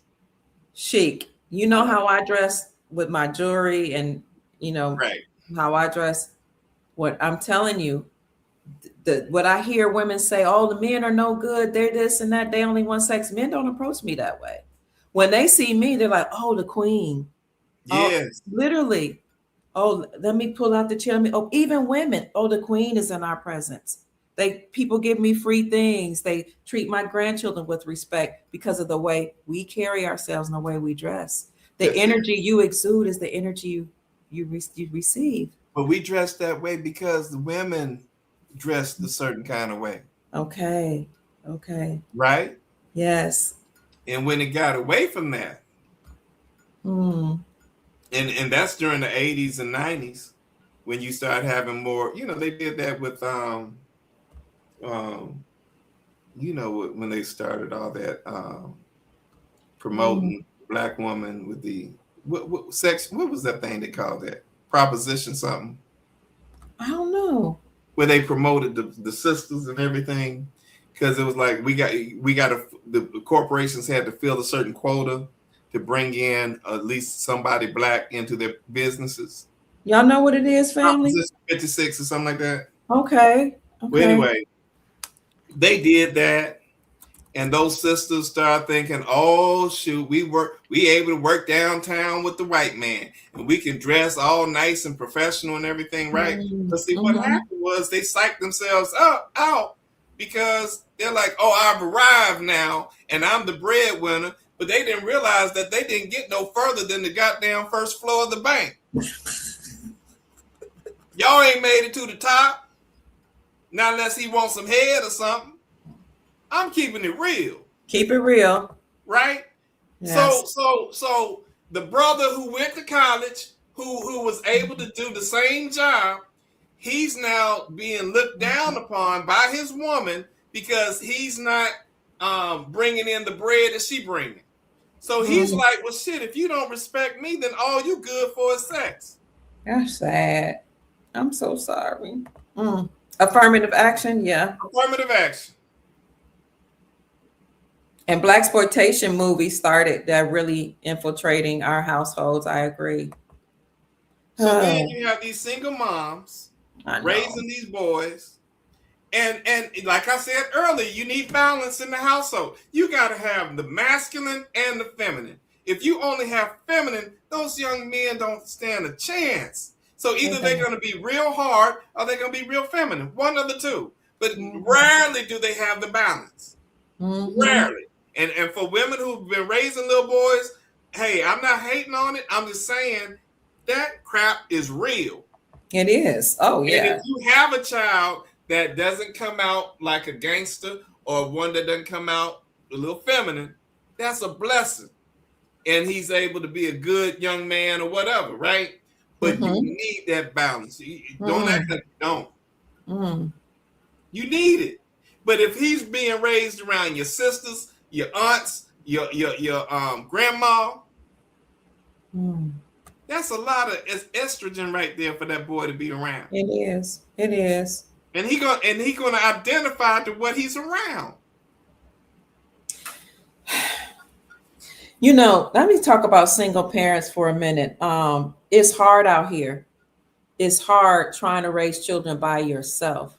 And I really feel for our ladies that, you know, maybe they got caught up, they have children, they might have one or maybe more, or maybe they ended up in divorce. I feel for them because you have the men that are providers that are ready for marriage, but they know if they marry a woman with children, that's a liability. And it hurts my heart because the women need a covering. But in his mind is like, okay, I got to deal with this child, maybe even more than one child. I got to deal with the fathers. I can't really groom them and raise them. I can't really. So this is where I see the benefit of polygyny. I'm not, I'm not saying I'm down. Let me throw this at you. Okay. When you have any man that takes on children that aren't his, he still has a situation. Okay, what's the situation? The situation is, no matter how much he loves you, if it's time to, if the woman decides, I don't want to be in this no more, all that he put into that child is going to be left when that woman decides to go. Dang. And that's the unfortunate part of it. Okay. And that's when that stuff happens, when they say, well, you ain't my daddy anyway. Yeah. But guess what? Where is your daddy? You know what I'm saying? This, if you want to go there. But the other problem is when a man takes on, someone else's children, he has to think twice about this whole situation, because how many penises does he have to deal with that can make a decision in your own household? Break it down. What are you saying? How many different men does he have to deal with that can make a decision in your own home? See, if she has a child with someone else, that's another penis that can make a decision in your house. You're not thinking about it like that. No. But see, men know what I'm talking about. Okay. Right? Okay. Cause see, hey, I know, your mama got with the dude, whatever, right? He better not be trying to discipline you or say nothing to you, right? Yeah. That's another penis making a decision in your household. The brothers are like, facts. Dang, they coming through in here. Exactly, bro. They know exactly what I'm talking about. And I don't think we think of it like, as a woman, you like, we think I just need somebody for me. But really, we are looking for a stepfather, whether we say it or not, because that's what it's going to be. You saying no? Look, we got to really be able to look at this thing and say, what are we doing? What are we really doing? Because if I'm going to step out and be a father to somebody that, you know, is not biologically mine, we really need to figure what we're doing right here. Because at the end of the day, you know, I don't want an issue down the road. And you know, sometimes you got a beautiful situation where people can actually be men and have a real conversation. Say, hey, man, look, you know, me and old girl together. This how we rock, right? And I'm not going to abuse your child. Yeah, that ain't me. right. But right. if your child gets out of line, what I can do is I can put them on the phone with you. You know, just in case, and then we can discuss how we want to discipline them at that point. That's a beautiful. And Sister Harvetta Bay is in the chat. I've spoken to her on a live. She came in and spoke to our personal group. She was a divorced mother of 4. When she met her husband, he adopted all 4 of them, and he already had 3. Now they have 2 together, and they've been married for some time now. She said, I thank God for him every day. And that's one of the rare, beautiful stories. Yes. Yes. That's called a success story. That is. Right? God bless you, Sister Harvetta. That's God bless you, baby. But how many of them do we really have? Oh, no. You know what I'm saying, though? Because I told my children, absolutely not. Right. It's too much. It's too, and I'm a woman. I'm a mother. Absolutely not. You got to deal with all the men. You got to deal with children saying you ain't mine. You got to build another man's legacy, pour your legacy into another man's seed.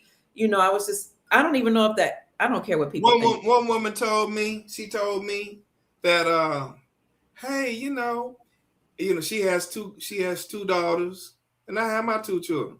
And she said, well, if we get together,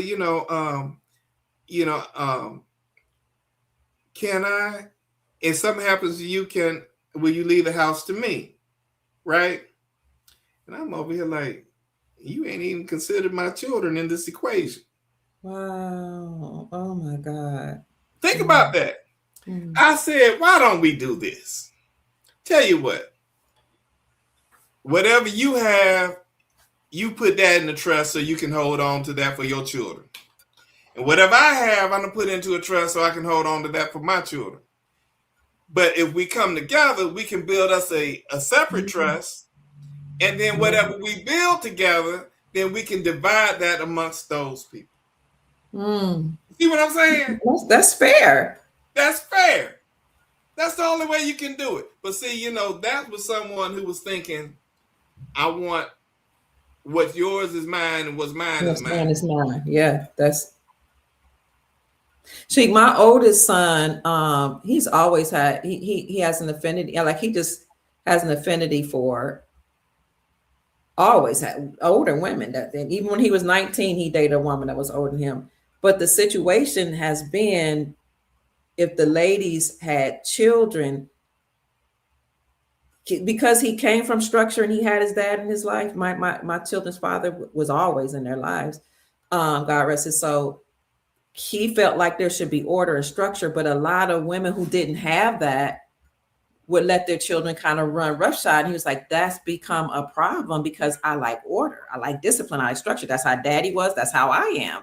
And that's why I'm like, I don't know what we're going to do. What we going to do with all these babies that don't have a father and father figures? You want them to have that. I don't know. I don't know. But see, it starts with women demanding more respect. Because once you demand more respect, the men are forced to come at you correct.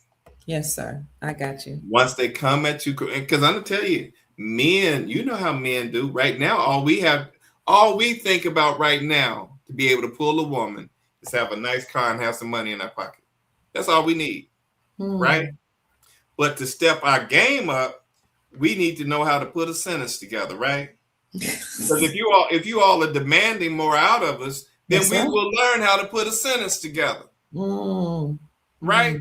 We mm-hmm. will learn how to use a fork. Hey, we will learn how to use a spoon and not hold it like this. You know what I'm saying? We will learn Lord how have to mercy. use the spoon correctly. Mm, Because I've mm. seen that before. I'm like, damn, that's how you ate around your girl. I seen that. Step your game up, right? Hey, another part of it is you'll learn how to even clean your own house. Mm. You know what I mean? Yes, yes. You clean your own house. So you like, hey, I want to always make sure that when my woman around, she knows that she don't have to clean up behind me and she can relax and feel comfortable. Come on now. That's real. You've been in my house, you know. I have nice and clean, tidy, very tidy. My Because son and I, women my don't son want and I that. went to my son and I went to spend some time with Jacob Bay about was it? Don't tell But too no, much, you know. Keep it. I Don't tell. won't. But we went to yeah, because some of the information is private. But we went to hang out and structure, order. I can only be around people that have my same mentality. People that are ordered, people are structured, people that are disciplined. But I really feel like we need to get this family situation together. She and Yeah, and we'll be fine. But like I said, when the women step it up, it's going to be better. I agree. That's what they told us when we were growing up. But now the young ladies, they it's hard because they'll be like, well, why the onus have to be on us? I'm texting my son, tell him I'll call him back. You know when some of us men will say, "Damn, she's sitting on a gold mine," Mm. and we mean that. You know, even though we have some metaphors with it, but Mm-hmm. what we're really saying is, "Dang, she is so fine that we'll do anything to have her." Yeah. Now, okay, if that's the case, then guess what? Since she knows that, she needs to demand more out of him. Mm-hmm. Like, hey, come at me correct, and you might be able to, take me on a date. And this is what I tell. I've always said the men need to be going to the fathers. If the father was in the home, women wouldn't be getting played. Young girls wouldn't be forced to have sex earlier. Women wouldn't be mistreated and played, young ladies, because the father would be there to protect the daughter, and the man would have to go to the father and not these young women. And You're now a correct. man knows a man, and the father can vet him out. And he's going to know I have to come correct when I see this I, young lady's I father. remember this young lady I dated, and I was in my teens. Okay. And oh boy, I used to be like, man, she was so damn fine. So I just used to her father was like, "Don't you even step on my grass." Right? Wow. He was like, "You better, if you approach my home, you better walk on the sidewalk and walk, you know what I'm saying? Mm-hmm. Walk where you're supposed to walk. Then stand outside and let me allow her to come outside." That part. I love it. Right? Yes. And if I like you, I might let you sit in the living room. That's as far as you gonna go, right? And check this out. Oh boy. I mean, I dated a woman who had the boyfriends were able to roam through the entire house. And they were sleeping in the daughter's bedroom. I said, "What the hell you got going on? A hotel?" Mm. And I said, "You letting this happen like you're promoting it." Yeah. And I'm like, I can't even be around this because that's not something that I endorse. Mm. Mm. You know, Yes. I've Yes. seen this. Mm. I've seen it too. It's the women are. I mean, the mommies because they don't. They don't have a husband because a husband in the house 9 out of 10 is not gonna let some little boy or man come in and lay down with his daughter.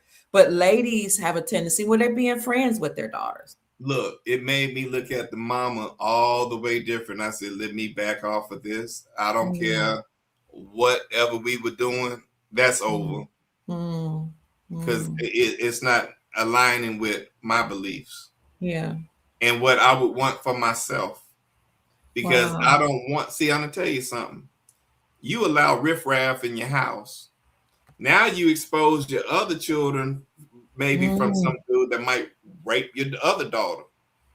You know, because he'll sneak from one bedroom to the other bedroom, Yes. thinking, Yeah. "Oh, or even come into the mother's bedroom, I've heard of that. thinking, "Oh, I got it like that," right? Stupid stuff, and I'm like, I ain't gonna be a part of no stupid Yeah. stuff. You be stressed out. Bye. Speaking of that, I've had some real talk with young men. I used to mentor men, young college age men, when I was a college administrator.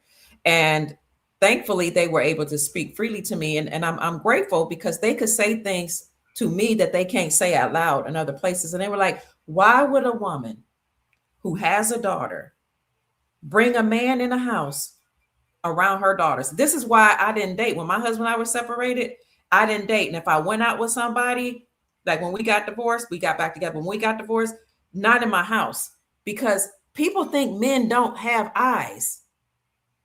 If you got your daughter in the house and she's got feminine body parts, Yeah. his eyes may look, or the pheromones from the feminine girl, he's going to smell them. I don't know. We Dr. act like we're Ken, dumb. one woman I dated had two very attractive daughters. Mm. And I might be sitting downstairs watching a movie or something. And they liked me so much they wanted to come down and watch the movie with me. I said, you know what? Y'all ain't gonna have be down here by no. Y'all better have y'all mama come down here too, or y'all can have this downstairs and I'm gone, right? Mm-hmm. Mm-hmm. Because I'm not gonna be alone with you. That's right. I don't even care if it's totally clean. Mm-hmm. No. Because the perception, I ain't dealing with the perception.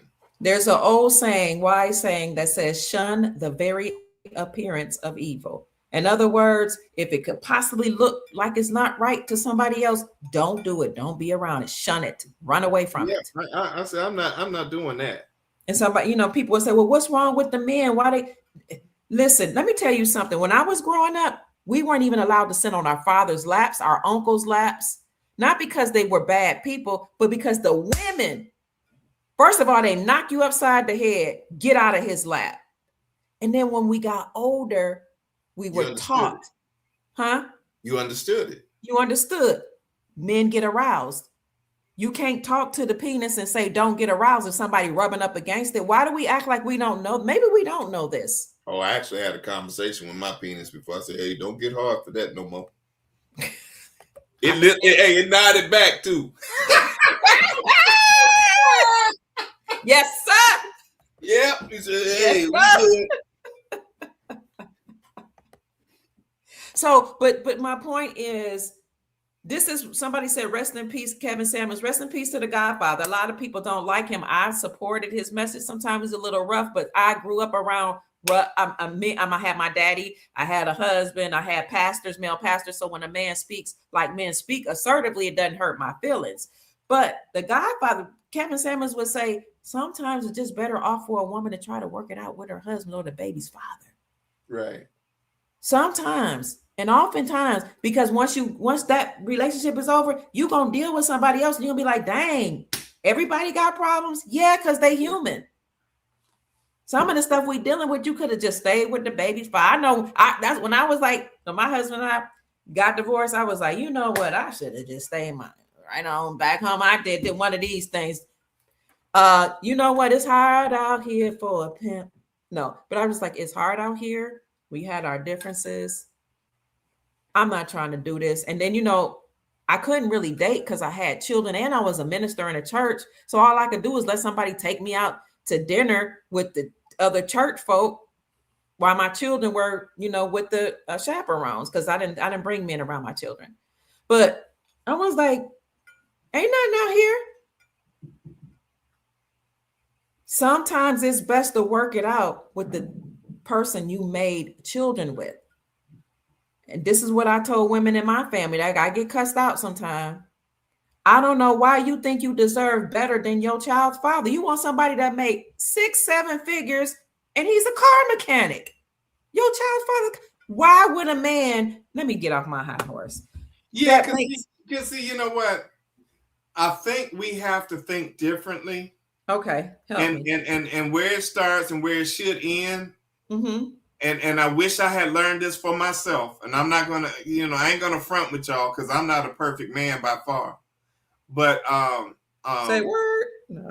hell no. But I've tried to learn from whatever mistakes I may have made. Yeah. And one of the things I really wish I had done, and I'm so glad that I was able to get the message through to my own son, is if you can't see yourself being with this woman for 18 years, don't be with her. I said the same to my sons. Don't even lay down with her. Don't do it, because if you have a baby with her, because it will happen. You get together enough, it will happen. If you don't see yourself really having anything beyond, just leave it alone until you make a real connection with somebody. Yeah, I agree. I hear y'all family. Some people saying Kevin Samuels had issues with women himself. I know that was the propaganda. I don't know if he really did. But I listened to his message. I wasn't really like trying to dig into his personal life. I just listened to a message, and I find myself sometimes I watch a Kevin Samuels show even now, and I'll be like, before he says certain thing, I hear myself say it because I'm a very strict parent. So see, look. Kevin tapped into a subject matter, that resonated with people because he was able to just monetize. That's it. That's true. You see what I'm saying? Yeah. He figured that out. He said, "Hey, I want to be the relationship guru with these women." Right? He started out with the men though, but go ahead. That's exactly right. Now he figured it out. He said, "I can make money with this." True. So he turned it into a brand. So I mean, hey, good for him. Rest in peace, brother. But he did his thing. Yeah. We all have a message, whatever it is. You and I have a message. We have a message, and I come at it one way, you come at it your way. But when we come together, we like shoot. What's that? Fire and desire. Fire and desire. Somebody's saying not if they're abusive. Yes. If you are with an abusive companion, if it's abusive and it's damaging, you should not be there. I would say that some things that women call abusive, sometimes it's abusive, and sometimes it's that they don't know how to deal with male energy. Because I've heard women say things like, not you, sis, but I've heard people say like, well, he told me, he yelled at me, he's being abusive. And I would say, okay, what happened? Oh, you trying to say I did something? No, I'm asking you the context. Because I'm a counselor. I was a life coach. I was a counselor. What's the context of the story? Well, I told him, N-word, I don't feel like doing. I said, well, so you called him a name and he yelled back and that's abusive? So there are some times when men are harsh and they're abusive, or they do things that they should not do, and the woman has to leave to find safety. And then there are some times where people interpret things as abuse. This is me from what I see. And who says anything about when a woman's abusive? Who says things about when women curse men out, when women hit men? Who says anything about some of the women that's pinning children on men that aren't there? So I see things on both sides. I don't automatically just say that one person is doing wrong, but I agree 100%. If somebody is hurting you and knocking somebody upside the head, listen, don't stay. Outside of that, sometimes you have to see if what happened was really abuse, what led up to it.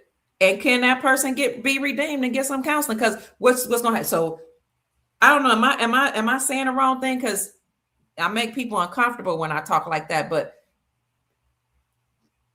what's abuse?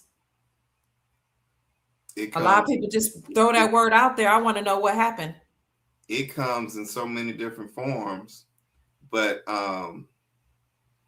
sometimes we have an issue with what's called conflict resolution.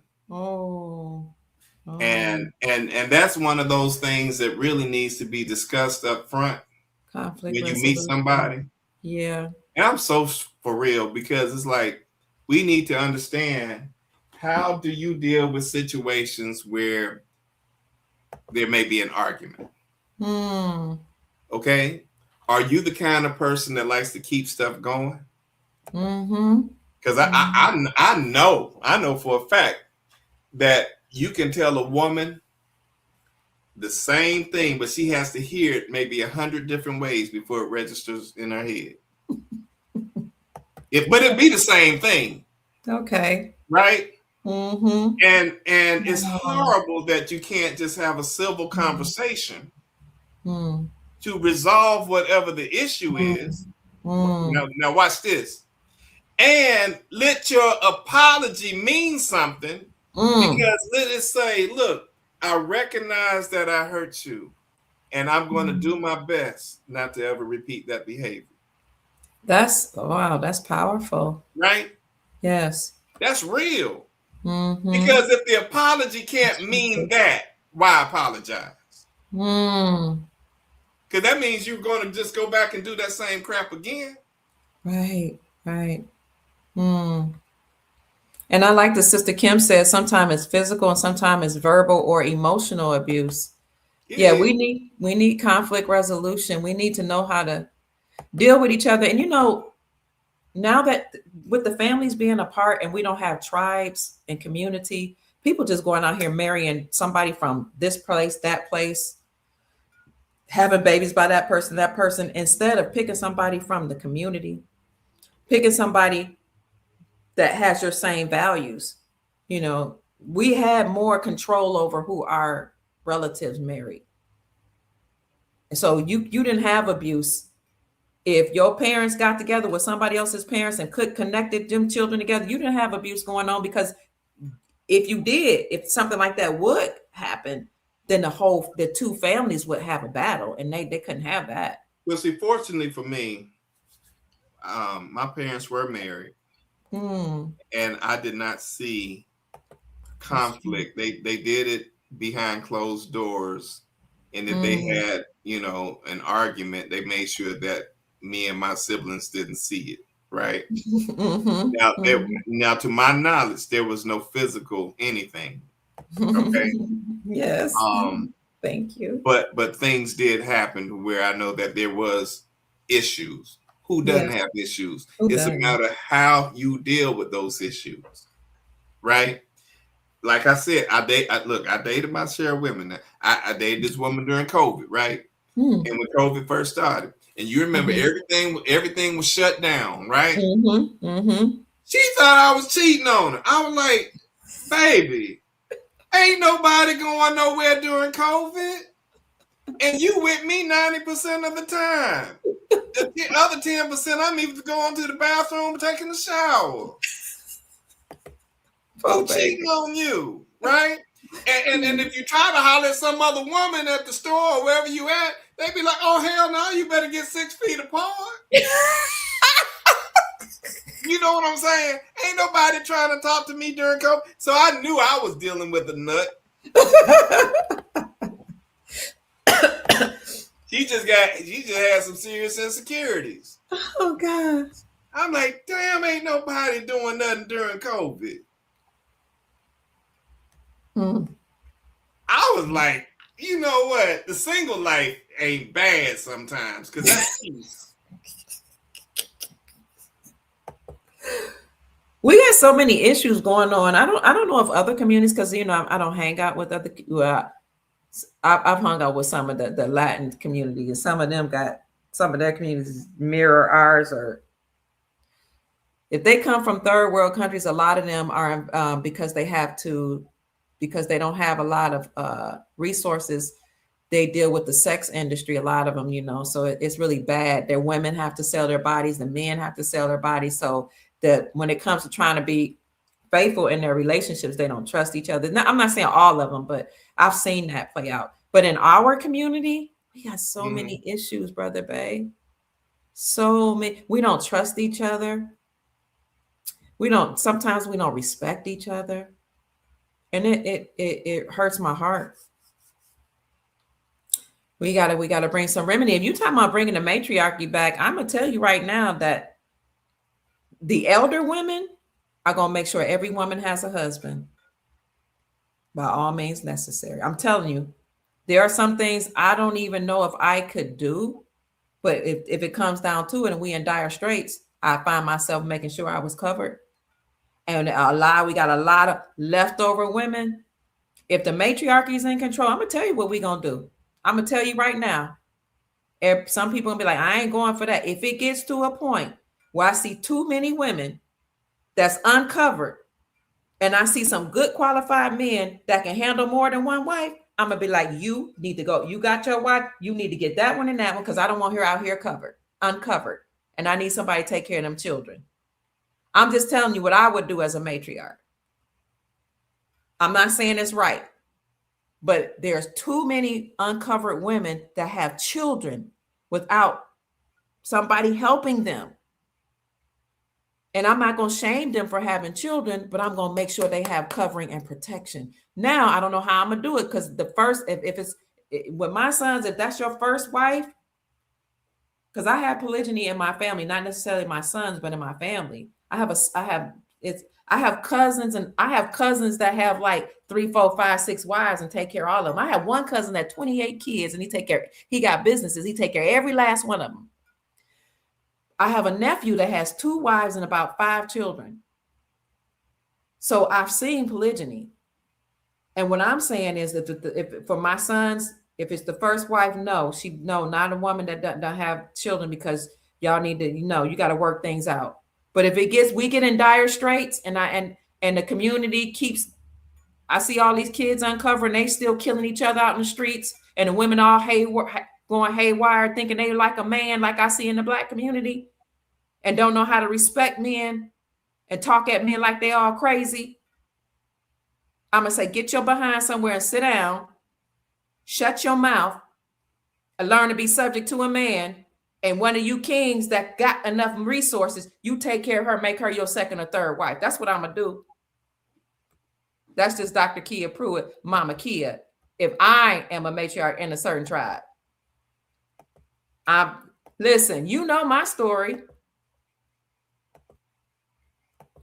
Well, I don't want to say too much, but I was talking to Dr. LaTanya Thomas, and like the LaTanya Taylor, she was like, you a lot more like some of the things you say you don't agree with than you think you are. Because when my husband and I divorced, and I said, I'm not gonna date, I'm not gonna have men around my children,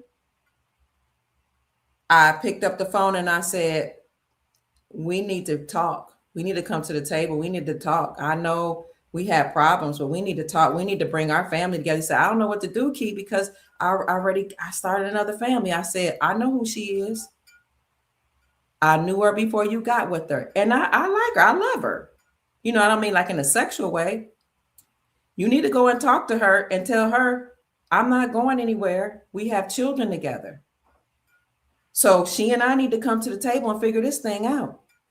Now, I'm not going into the details of how it happened, but I'll tell you, at the end of the day, I took care of him, his kids, helped her with her kids and her when she got sick. And I said, we're going to do this as one big family, because I'd be doggone if our 11 children, I had 4, they had 4, and she had 3. I'd be doggone if our 11 children see us fighting. I'd be doggone if any of these 11 children not have their daddy in their lives. I'm the first wife. I'm going to make sure this works out. I don't care what people said. I was crazy. They cussed me out. They told me I was stupid. But at the end of the day, they did like this. Wow. Because I took care of that man. May he rest in peace. And I made sure those children all had their father in their lives. And to this day, all of them reverence and respect Mama Kia. Even her 4 that they had together, My 4 that we had together, and her 3 that she had by somebody else. All of them.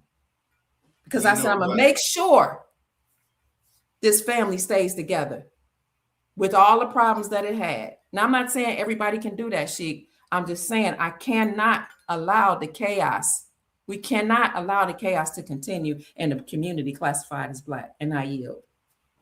You remind me of the silver and gold, because that's some See? 0.9999%. Because ain't nobody else doing that, and that's amazing. Well, thank That's you. amazing because it takes a lot of maturity. Mm, It takes a thank lot of you. being civil, and it also Thank takes you. a lot Thank of you. looking at the bigger picture. Looking at the bigger picture. Yeah. King, Um. I said, look, you can either be hurt, be angry, and live a life full of pain and watch these children suffer and go through from man to man. Because I saw women do it in my community because they was just searching for love. Or, or you can swallow your pride, check your ego, and do what's in the best interest of the whole. And so when I did that, Cheek, I heard God. I remember where I was when God asked me, "Have you ever needed grace?" And I said, "Yes." And that God, my higher self, said, "Then extend grace." And so I went to my husband. I said, "You know what? You expanded our empire."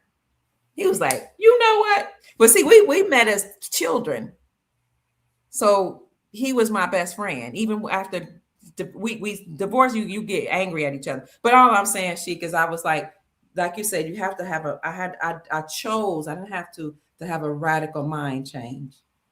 You have to have a whole different mindset for that. Yes, Sister Kim said, And Dr. Key, I did the same thing. Wow. Go ahead. yeah, see that, and it can happen more, you know.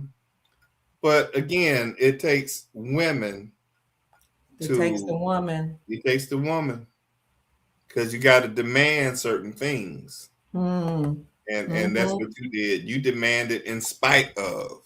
Yes, sir. You did. Yes, sir. That's a hell of a thing. You gotta, and it wasn't. Everybody's not comfortable with that, but No. what's in the best interest of the children. And Sheik, I know we've been on here for a while. Where can people find your work? Oh, you gave them the links. Let's do it one more again. Okay, let me see where it. Oh, here it is. Okay. Okay. Y'all, please go on and just subscribe to my page if you don't mind. That way, when I'm closer to at least having the book printed, I can give you updates and everything, and then Mm. shoot you that information, and then I'll start posting links where you can do your pre-orders. Oh, I love that. So Yeah, it's Jacob Bay 1465 is his YouTube page. Go ahead yeah, and subscribe right now. He has one video, but he'll have more that he'll be uploading very soon. Here, I'm gonna put it in the chat. Oops, I did. I think I did it twice. Uh, dang, Sheik, I'm having a hard time posting it for some reason. Here it is. That's your YouTube channel. If they desire to go on the book list, it's your email is DeJourLaw33@gmail.com. If you'd like to send him a cash app, it's $ all rights reserved. You know, I'm laughing because I was talking to my daughter the other day and she's dating, and the person she's dating was like, "Why are you friends with your ex?" And she said, "You got to understand, my mom loved all my dad." I did. My mom loved, like, I really did, his girlfriends, his baby's mom. I was just like, he was like, my mom was like, we ain't about to be fighting. And you know what? When my mother-in-law died, all the women, we had my husband in the middle. We was all just hugging him, like, we got you. My mother-in-law passed, we got you. Don't you worry. And my brother-in-law, his brother was like, "Man, why can't I get women to do that?" But like you said, it starts with the woman, because if the women say we got to do things for community, I'm not saying take abuse, I'm not saying take cheating, I'm not saying take stuff. I'm saying do what you can to keep your community and your family together. And if they want to give you a donation, oh, they just subscribed. They're subscribing. Oh, wonderful. Keep going, y'all. Just hit me up. They said I did best And friend. thank you. Sister Lisa, hey, that's the one. She said I did best friend. I Thank see you, you, Lisa. Sister Lisa. That's what's up. Y'all got him blushing. Oh, they subscribing. If they want to send you a gift, all rights reserved. $ all rights reserved. And finally, family, for those of you who sent me a Cash App, I want to say thank you. But you're not off the hook yet, Sheik. I see you looking at comments, so hold on. I was actually reading my emails and responding to some of them. When I turn my head, I actually have another computer that I'm looking at. I don't know. Oh my gosh, the Soul Family, y'all really blessed me today. Oh, I see you looking. I wonder what you were looking at up there. Yeah, I have a. Let me see. Brother Sean Robinson, thank you. He said, thank you so much, Dr. Pruitt. I didn't even see all these $41 to 41. Oh, Sean, God bless you. Send it to me too. 41. We got good chemistry, Sheik. Tawana says, thank you. She sent me a wonderful Cash App. Ooh, wee. Brother Dante says, please don't say my name on that. I'm sorry, brother. I didn't say your whole name.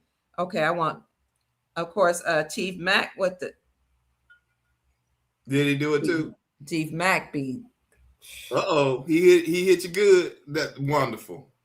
He always be doing the triple digits when he's saying stuff. I don't know what I would do without the Soul Family, but thank you, Soul Family, for all of the blessings. Thank you, Chief Mac. Thank you, family. Thank you. Oh, Sister Helen, I didn't see you. God bless you. Thank you, Brother Joey. And if you guys, Oh, I remember Sister Mayoshi. Thank you, sister. Sister Janine, she sent me something the other day. Says, I love everything you do for us. And I will not tell people's last name because I don't want to be disrespectful. Some people might not want to be called out, so I will make sure I stop doing that. Somebody says, you the type of the type of women Ja Rule was rapping about. I need a rider. You got to remember, like, I grew up with Dougie, my husband, and we were children. We were children. We went to church together. We went to high school together. We went to college together. His mom helped like pour into me because I went to the church, the same church with him. And I think when the families help pick a partner or companion for somebody, it's kind of different than people meeting strangers. This is my personal opinion. That they weren't raised similar ways. So he was out. In fact, some of the college friends came up from Berea College. We all went up to shout out to Stanley and Lisa. They came up to visit us. Been with us since they know me since I was 15, but they were talking about my husband and they were like, when y'all separated, it like hurt so many people because we all grew up together.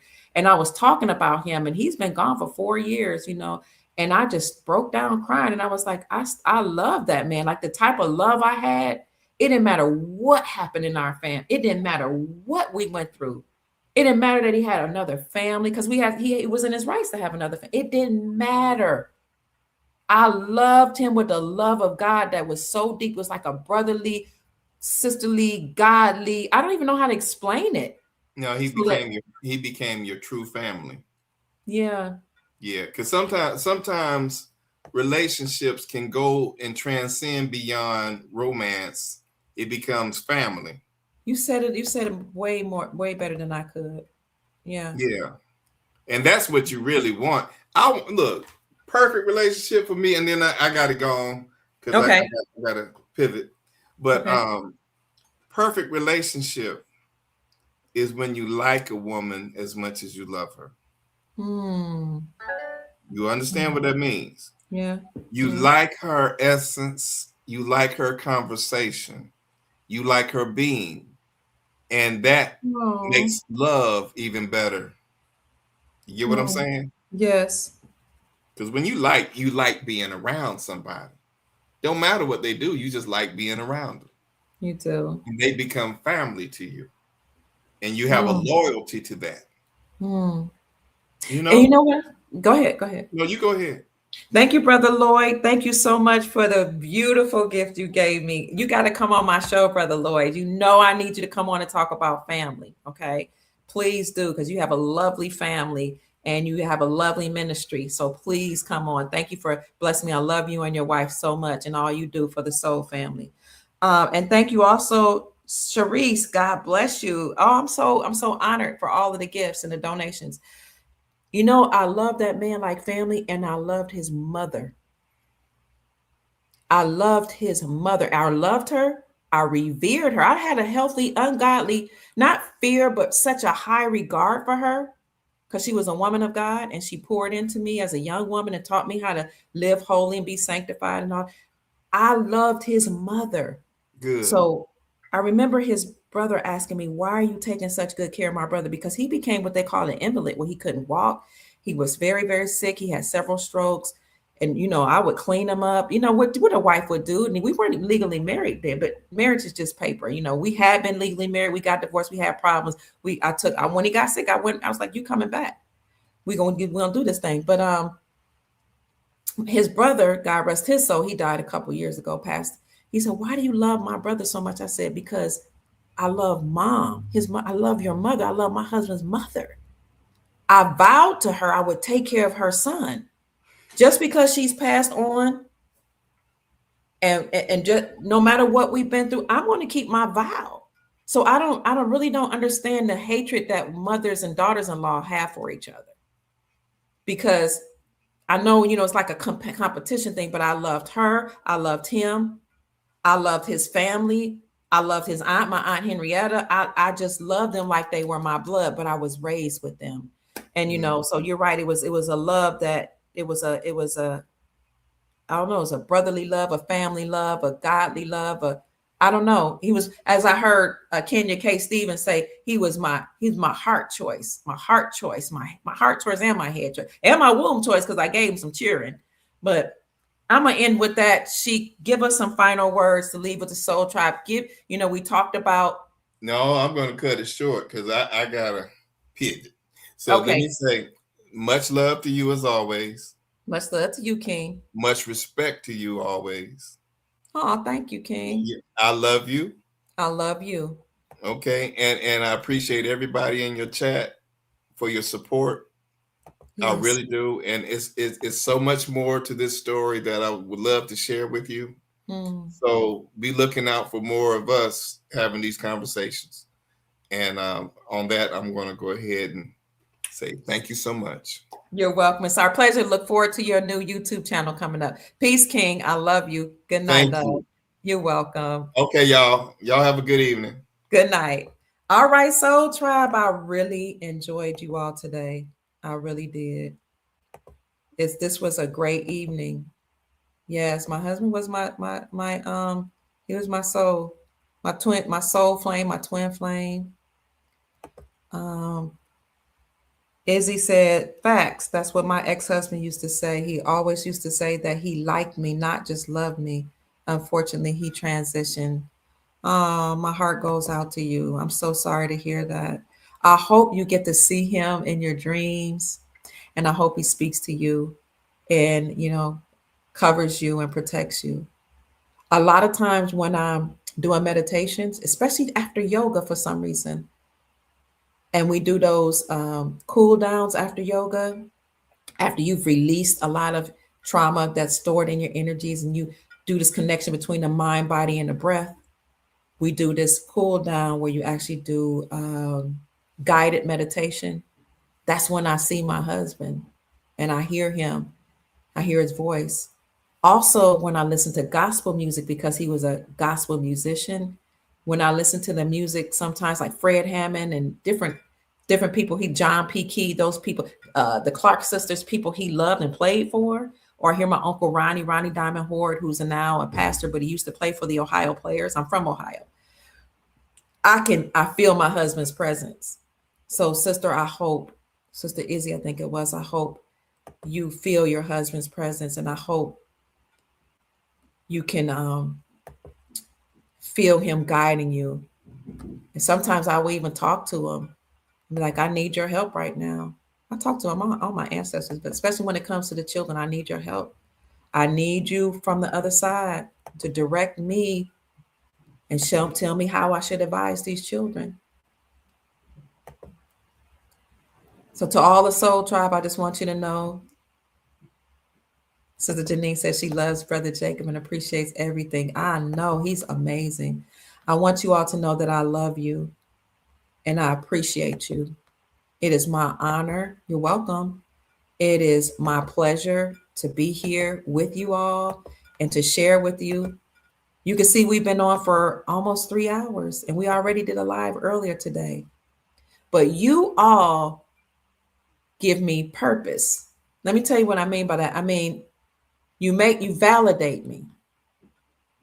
My pastor used to always say, I have a pastor in Louisville, Kentucky, if you have a calling on your life, your community should validate that, or they should affirm that. Your community should be able to witness that, yeah, that's your purpose. You're doing it right. Because you have a lot of people that's out here trying to, I got a call and I'm called to preach, but you're not really reaching anybody. So maybe you need to go back and see if that was the calling. Maybe it wasn't preaching, maybe it was something else, but you all validate me. When you listen to what I say and you say it makes sense and we've researched it. Sometimes you all fact check me and say, no, I don't see it that way. Or no, you might be off a little right here, but you're still supporting me and you still pour into me as I pour into you. So I'm grateful for you. I thank you for the exchange of energy. I thank you for the blessings, for the time you take to be here. You don't have to take time to be here. Thank you, Soul Tribe. Thank you for passing on the videos. Thank you for supporting me. Thank you to Sister Janine for being our moderator for like 5 years. That's dedication. I'm so grateful to her. So Janine, put your Cash App in the chat because sometimes we need to take care of you. 5 years. It's Myoshi Davis 8, I think it is. MIYOSHIDAVIS number 8. She's been so good to us, and you all have been good to me and to each other. Thank you. Sister Denise said, Dr. Kia, you are some type of person. Thank you, sister. Oh, thank you, Brother John. That was so kind of you to say I'm a diamond in the rough. Thank you. I had a grandma who made a lot of sacrifices. Now that I'm older, I saw the sacrifices she made. And I think she put up with a lot to raise 10 children, a lot of her grandchildren and great-grandchildren. She was a woman of God. I never heard her raise her voice. My dad and all his siblings said they never saw my grandparents fight. And I know she had to have some stressors. They owned a sausage business. They owned a store. But when the drugs came out in the community, unfortunately, some of her children got caught up. How? But she stood steady and she took care of her family. She raised us all in the church. She raised her children right along with her grandchildren and great-grandchildren in one house, the family house. And when I saw that as an example, I said, I know she sacrificed. She could have left and just walked out and say, y'all, the hell with this. I ain't raising no grandchildren, great-grandchildren because these children want to be fast or loose, or my children's baby's mama want to do their own thing. But she stood there and she sacrificed. And now, even though some of the children went astray before they came back and act like they had some sense, the grandchildren whom she raised, we're all the same. We didn't do drugs. We didn't do alcohol. All of the women the grandchildren, all of us cook, by scratch. The women, most of us have been married. I can't say all of it. Or if we haven't been, I have one cousin that stayed with her children's father all her life till she passed away in her 60s. They didn't get legally married, but they stayed together. So what if she hadn't made the sacrifice to stay when things got hard? Where would I be? Sometimes I remember when my children started having children, I was like, oh my God, I gotta do this now. And I had to stop myself and say, you got to? No, you don't got to. You get to. You get to help raise the grandchildren, Kia. You get to see them every day. You get to homeschool them. When I said I'm done with them being in the school system, you get to pour into them. When I saw the sacrifices of our elders, I don't know, family, that's what I mimic myself after. And now I'm just honored to be here to share with the Soul family and for you all to pour into me. Sister Jackie said that was so emotional for me. I was a widow at 25, never remarried, and was left to raise two beautiful children. Fearfully felt. Wow, Sister Jackie. May the Most High bless you, and hopefully you found companionship, because it gets hard to be on this plane by yourself, walking through life by yourself. Thank you, Sister Denise. God bless you for the Cash App gift. I appreciate you so much. Oh, I'll do the same for you. So let's get out of here, family. You're welcome. We've been on here for a long time. You're welcome. You and Jacob Bay are such a beautiful soul. Thank you, Michelle. Michelle Speaks Life. Ooh, sound like a life coach. I love your name. Oh, Sister Denise, that was you that just sent. She said, great, Dr. Kia, we'll be sending you a donation. Thank you. That's you. Thank you so much for the gift. Thank you. We hold you in high regards because once you have accepted your purpose, your light shines. Thank you. That was beautiful. You're welcome. Some are called and some just go. I agree. Amen. Thank you, Chief. Chief Vicky. Thank you for saying that I'm a beautiful soul. Thank you. God bless you. You're welcome. Sister Myoshi Davis 8. She is our moderator for 5 whole years. Through all those channels being shut down, she's still here. If you'd like to send her a donation, I asked her to put her Cash App in the chat. Please honor her with your gift at Miyoshi Davis. Miyoshi Davis 8 $MIYOSHI the number 8. The reason why I do that is because the more I find when I give back. So I gave something yesterday, I believe it was. Yesterday. It was yesterday. And I was like, I really don't have it because, I need to take care of some business. I'm going to just go ahead and do it. I know this person needs something. And then people just start blessing me. I was like, this exchange of energy is really beautiful. It's beautiful. Thank you, Dr. Pruitt, for your beautiful message. Just been very quiet lately and not feeling well. Sister Tammy, I haven't heard from you in a long time. Good night. It's good to see you. I think you've been a part of the Soul Tribe for years. You haven't been feeling, oh, okay. You need to email me at kiapruitt@gmail.com so we can talk. So I think we've spoken on the phone before. Happy your thoughts are shared. Yes, absolutely. It was incredible live. You're going to go viral. Who? Sheik Bay? Sheik Baby on fire, right? With his decoding and his comical ways. Easy on the eyes, too. And I think Sister Lisa is going to be his best friend for a while. Louisville, Kentucky's here in the house, sending me goodbye. Thank you, Sister Toya. I raised my children in Louisville, Kentucky. I stayed there for 20 years. Ty, your grandma also raised 10 children. Yep. Grandparents. I don't know how they did it. They raised the grandchildren and the children. Oh, thank you. Zai says transparency is critical. Thank you for saying that, because sometimes I'll be like, I don't want to share my story. I don't want to talk too much. But sometimes when you're vulnerable and you self-disclose, you can strengthen and encourage and support somebody. I appreciate you. All right, family, my children are starting to call. They're probably like, what is she doing? I respect you too, Sister Jackie. Hi, Sister Sunshine. I'm glad you enjoyed the live. There will be matriarch gathering at Independence Day. I saw Chief Rod Hayes' video. Independence Hall Mother's Day. 109 seats must be filled on this day. I need to call him. Thank you for reminding me of that. Thank you, because I saw it last night, and then he sent me the video today, and it was good because I didn't see the rest of it. I mean, I see all of it last night. You're welcome. Great show. I'm glad you sent it. Yes, thank you for the donation. Thank you all for supporting me. Sister Janine says, thank you all. Okay, my children are calling me, so I need to make sure everything's good.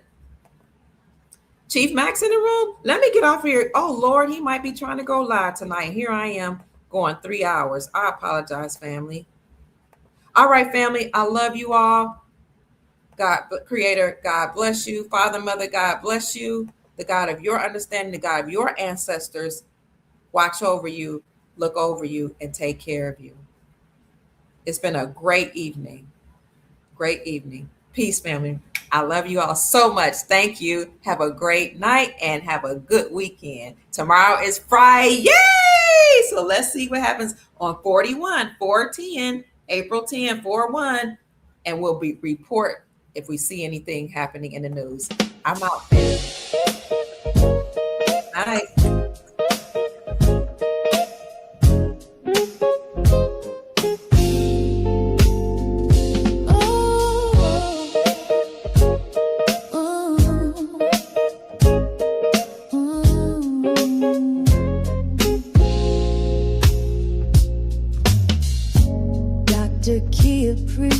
Shining wisdom's light, teaching soul tribe how to see through the night.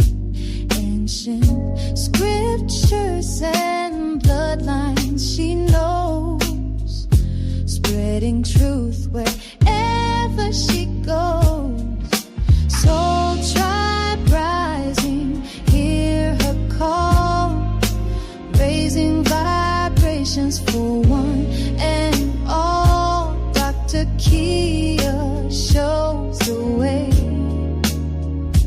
to a brighter, freer day.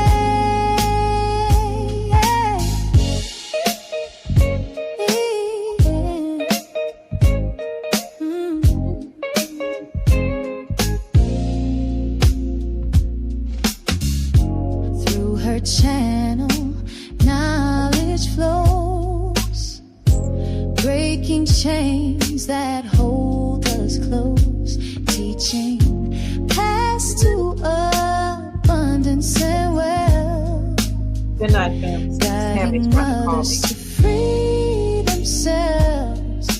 Soul tribe rising, hear her call, Hello. raising vibrations for one. Yes.